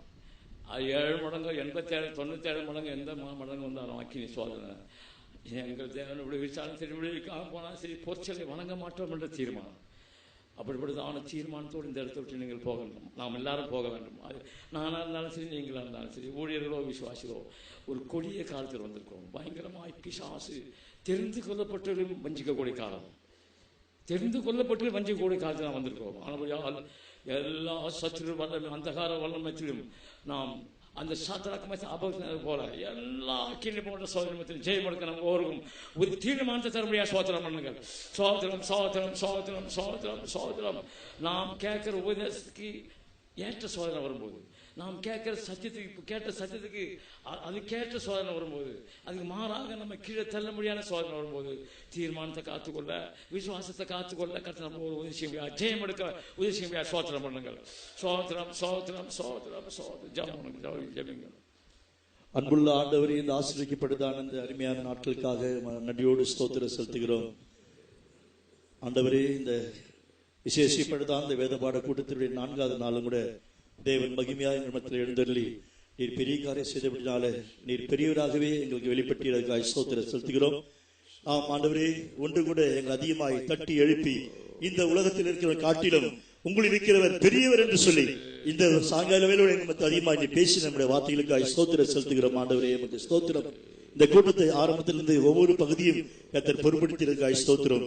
பாட்டுகள் பகுதியெல்லாம் கர்த்தர் பொறுப்படுத்தி ஆசீர்வதித்து அந்த பாடல் மூலமாக என்னுடைய ஆவிக்குரிய ஜீவியத்தில் அதிகமாக ஒரு ஆனந்த சந்தோஷத்தையும் தந்தீர்கள். ஸ்தோத்திரம் ஆண்டவரே. பரிசுத்த ஆவியின் அபிஷேகத்தினால் நாங்கள் பலப்பட ஆண்டவரே எங்களுக்கு உதவி செய்து நன்றியோடு ஸ்தோத்திரம் செலுத்துகிறோம். இந்த கடைசி நாட்களை பற்றி நாங்கள் அறிந்து கொள்ள வேண்டிய ஆழமான சத்தியங்களை பற்றியும் உபதேசங்களை பற்றியும் கர்த்தாவே உங்களுடைய ஆவியார் மூலமாக இந்த மகன் மூலமாக பேசினதற்காக ஸ்தோத்திரம் செலுத்துகிறோம். ஆண்டவரே, இந்த கடைசி நாட்களில் பிசாசனம் பயங்கரமான விதத்துல ஜனங்களை எப்படி வஞ்சிக்கிறான் என்று சொல்லி ஆண்டவரே யாருக்கும் அறிக்கப்படாத ரகசியத்தை பரிசுத்த அப்போஸ்தலர் தீர்க்கதரிசி மூலமாக இப்போது எங்கள் மத்தியில் வெளிப்படுத்தி பேசின நம்முடைய விலையேற பெற்ற ஒவ்வொரு வார்த்தைகளுக்காக நமக்கு கோடாகோடி ஸ்தோத்திரம் செலுத்துகிறோம். ஆண்டவரே, நமக்கு ஸ்தோத்திரம். ஆண்டவரே, கேட்டதான ஒவ்வொரு உள்ளத்திலும் அது நூறத்தினாய் பலனளித்ததுக்கு தாவே நாங்கள் நித்தியத்திலே மகிமையிலே தரிசி சந்திப்போம் என்ற நம்பிக்கையோட ஜீவித்தை தொடர்ந்து ஒப்புடுக்க உதவி செய்ததற்காக ஸ்தோத்திரம் செலுத்துகிறோம். இருள் பூமியை மூடுகிறது என்றும் காரிருள் ஜனத்தை மூடுகிறது என்றும் ஒரு ஆழமான சத்தியத்தின் மூலமாக அதிலிருந்து விசேஷப்பட்ட வெளிப்படுத்தலாம் தேவன் தந்தீரதற்காக ஸ்தோத்திரம் செலுத்துகிறோம். ஆண்டவரே, இந்த இருளானது இந்த காரிருளானது எந்த அளவுக்கு ஜனங்களை பயங்கரமாக இந்த கடைசி நாட்களில் வஞ்சித்துக் கொண்டிருக்கிறது என்று கர்த்தாவே உம்முடைய சத்திய வசனத்திலிருந்தும் இன்றைக்கு பூமியில் நடக்கிற பல சம்பவங்கள் ஆதாரத்தோடு எடுத்து பேசத்தக்கதாக இந்த கரணத்தில் மகனை பாவித்தீர் பலப்படுத்தினதற்காக ஸ்தோத்திரம் செலுத்துகிறோம். ஆண்டவரே, ஆம் ஆண்டவரே, இந்த கடைசி நாட்களில் பூமிக்குரிய காரியங்களே தேடி தேடி ஓடி அவர்கள் புசிப்பதும் குடிப்பதும் பெண் கொள்வதும் பெண் கொடுப்பதுமாக இப்படி ஜீவிக்கின்ற கடைசி நாட்களில் ஓ சபையே, நீ விழுந்து எழுந்து என்று ஆவியார் மூலமாக பேசின வார்த்தைகளுக்காக ஸ்தோத்திரம். சபைக்குள்ள இந்த இப்பிரபஞ்சத்தின் ஆவி உள்ள கிரியேசியாவிற்கு கர்த்தாவே உம்முடைய ஆவியினால் கண்டித்து உணர்த்தினதற்காக ஸ்தோத்திரம். முதலாவது தேவன் ராஜ்யத்தை தேட வேண்டும் என்று இந்த சாயங்காலம் பேசின விலையேறப்பட்ட வார்த்தைக்காக ஸ்தோத்திரம். ஆம், சபையில் உள்ள ஒவ்வொருத்தரும் கூட பூமிக்குரிய காரியத்துக்காக வேண்டி தேவனை தேடாதபடிக்கு நித்திய ஜீவனை சுதந்திரிப்பதற்காக அதற்கு என்ன வழி என்று சொல்லி தேடுவதற்கு ஒவ்வொருத்தருக்கும் விசேஷ கிருபையும் மனங்கள் பிரகாசிக்கப்பட கர்த்தர் உதவி செய்ய நாங்கள் ஜெபிக்கிறோம். குடிப்பதும் புசிப்பதும் நாளைக்கு சாவும் என்ற அனுபவத்தில் இல்லாதபடிக்கு ஆண்டவரே, இந்த பூமியிலேயே உம்மை உண்மையாய் தொழுது கொண்டு உம்முடைய சத்தியத்தை பின்பற்றி ஜீவித்து கர்த்தாவே நீ சென்ற வழியில் சேர்வதற்காக ஒவ்வொரு நாளும் மேலானவரை நாடி தேடி ஓடத்தக்கதாக ஆவியார் மூலமாக பேசின ஒவ்வொரு வார்த்தைகளுக்காக ஸ்தோத்திரம் செலுத்துகிறோம். ஆண்டவரே, ஆம், பூமி இருளானது பூமியை மூடுகிறது, காரில் ஜனங்களை மூடுகிறது. இந்த கடைசி நாட்களில் வஞ்சகத்தின் ஆவி எப்படி ஜனத்துக்கு ஒரு அந்தகாரத்தை உண்டாக்குறது என்று சொல்லி பேசினீரே. இந்த கடைசி நாட்களில் கள்ள கிறிஸ்துகள் எழுப்பி நான் தான் கிறிஸ்து என்று போதிக்கத்தக்கதாக அநேகர் வஞ்சிக்கிற ஒரு காரிருள் ஜனங்களை மூடிக்கொண்டிருந்த சந்தர்ப்பத்தில் ஓ சபையே, நீ விழித்தெழும் என்று திட்டமாய் நான் பேசினேன். கள்ள கிறிஸ்து எழும்பி கிரீசிய காலத்தில் சபை எப்படிப்பட்டதா இருக்க வேண்டும், விழிப்புணர்வாக இருக்க வேண்டும் என்று சொல்லி அதுவே பேசின ஒவ்வொரு வார்த்தைகளுக்காக ஸ்தோத்திரம் ஆண்டவரே. அந்த கள்ள கிறிஸ்து யார் என்று சரியாக விளங்கி கொடுத்ததாக சத்தியவசன ஆதாரத்துடனே இன்றைக்கு நடக்கிற சம்பவத்தினுடைய படை அனுபவத்துடனே படத்துடனே எங்களுக்கு விலைக்கு காண்பித்த ஸ்தோத்திரம் செலுத்துகிறோம். ஆமாண்டவரே, இப்ப கொடிய காலத்தில் வந்திருக்கிற நாங்கள் வஞ்சிக்கப்படாதபடிக்கு, மனுஷனுடைய துருவசத்துக்கு இடம் கொடுக்காதபடிக்கு கித்தாவே மிக விழிப்புணர்வாக இருந்து கித்தாவே உம்முடைய சத்தியத்தில உம்முடைய உபதேசத்தில அதுடைய பரிசுத்தாவிக்குள் ஜீவி செய்ய எங்களை அர்ப்பணிக்கிறோம் ஆண்டவரே. உமக்கு ஸ்தோத்திரம் ஆண்டவரே, உமக்கு ஸ்தோத்திரம். ஆம், பூமியானது இருளால் மூடப்படுகிறது, காரில் ஜனங்கள் மூடுகிறது. இந்த கடைசி நாட்களில் ஜீவிக்கிற எங்களுக்கு கூட ஆமாண்டவரே எப்படியாகிலும் நித்திய ராஜ்யத்தில் காணப்பட எங்களுக்கு ஒரு விழிப்புள்ள செபாவி அவசியம். எங்களை ஜீவித்தை சுத்திகரித்து பரிசுத்தப்படுத்திக் கொண்டு உம்முடைய தீவிர சுபாவத்தில் வளர கர்த்தருக்கு உதேசமா ஜெபிக்கிறோம் ஆண்டவரே. இன்னத்தோடத்துக்கு தாவே மக்களை பலப்படுத்தணுமா ஜெபிக்கிறோம். இப்பொழுது நம்ம சரீரத்திற்கு எல்லாம் பலவீனத்தை அகற்றும் ஆண்டவரே. உம்முடைய சத்துவத்தின் வல்லமை சரீரத்தில் பாய்ட்டும் ஆண்டவரே. அற்புத கிரியை செய்யும் இந்த கூட்டத்தில் பங்கு பெற்ற ஒவ்வொரு மக்களுக்காய் ஸ்தோத்திரம். யார் என்னென்ன பிரச்சனை வந்தார்களோ இயேசுவின் நாமத்தினால விடுதலை உண்டானதற்காக ஸ்தோத்திரம் செலுத்துகிறோம் ஆண்டவரே. வியாதியினாலும் பலவீனத்தினாலும் பலவித பிசாசு கட்டுகள் பில்லிசுனி கட்டுகள் வந்தவர்களை விடுவித்தீர். குடும்ப பிரச்சனை, சமாதானம் இல்லை, சந்தோஷம் இல்லை, நிம்மதியில் வந்த ஒவ்வொருத்தருடைய கண்ணீரை துடைத்தீரதற்காக ஸ்தோத்திரம். அது மட்டுமல்ல, ஜீவுள்ள வார்த்தையினாலே ஒவ்வொரு ஆத்மாவை கர்த்தர் உயிர்ப்பித்ததற்காக ஸ்தோத்திரம் ஆண்டவரே. ஆம், எங்கள் ஆத்மா மண்ணோடு ஒட்டி கொண்டிருக்கிறது என்று யாரா கதறி அழுதார்களோ ஆண்டவரே, எங்களுக்கு ஒத்தாசையா எழுதலாம் என்று யாராவை கூப்பிட்டார்களோ அந்த விலையேற்பட்ட ஆத்மாக்களை இந்த தூது மூலமாக உயிர்ப்பித்தீர். அதுக்காக ஸ்தோத்திரம் செலுத்துகிறோம். இன்னும் தொடர்ந்து பெரிய காரியம் செய்ய மாட்டேங்கிறே. நாளைக்கு நடக்கிற விசேஷம் கொடுத்து கர்த்தர் பொறுப்படுத்த ஆசீர்வதியும் ஆண்டவரே. இதுல நீரே பெரியராயிருந்து இன்னும் பெரிய காரியம் செய்யும். சகல துதி கனமகிமை நாங்கள் உமக்கே செலுத்துகிறோம். நீர் சீக்கிரமாக வரப்போகிறீர். உம்மை சந்திக்க ஆயத்தமா இருக்க உதேசியும் சகல துதிகளும் உமக்கே செலுத்துகிறோம். இயேசுவின் நாமத்தில் வேண்டிக் கொள்கிறோம் பிதாவே. நம்முடைய கர்த்தராகிய இயேசு கிறிஸ்துவின் கிருபையும் பிதாவாகிய தேவனுடைய அன்பும் பரிசுத்தாவின் ஐக்கியமும் நம் அனைவரோடு கர்த்தராகிய இயேசுவோடு இருப்பதாக. சத்தமா 3 நிலையில போடுங்கள். அல்லேலூயா.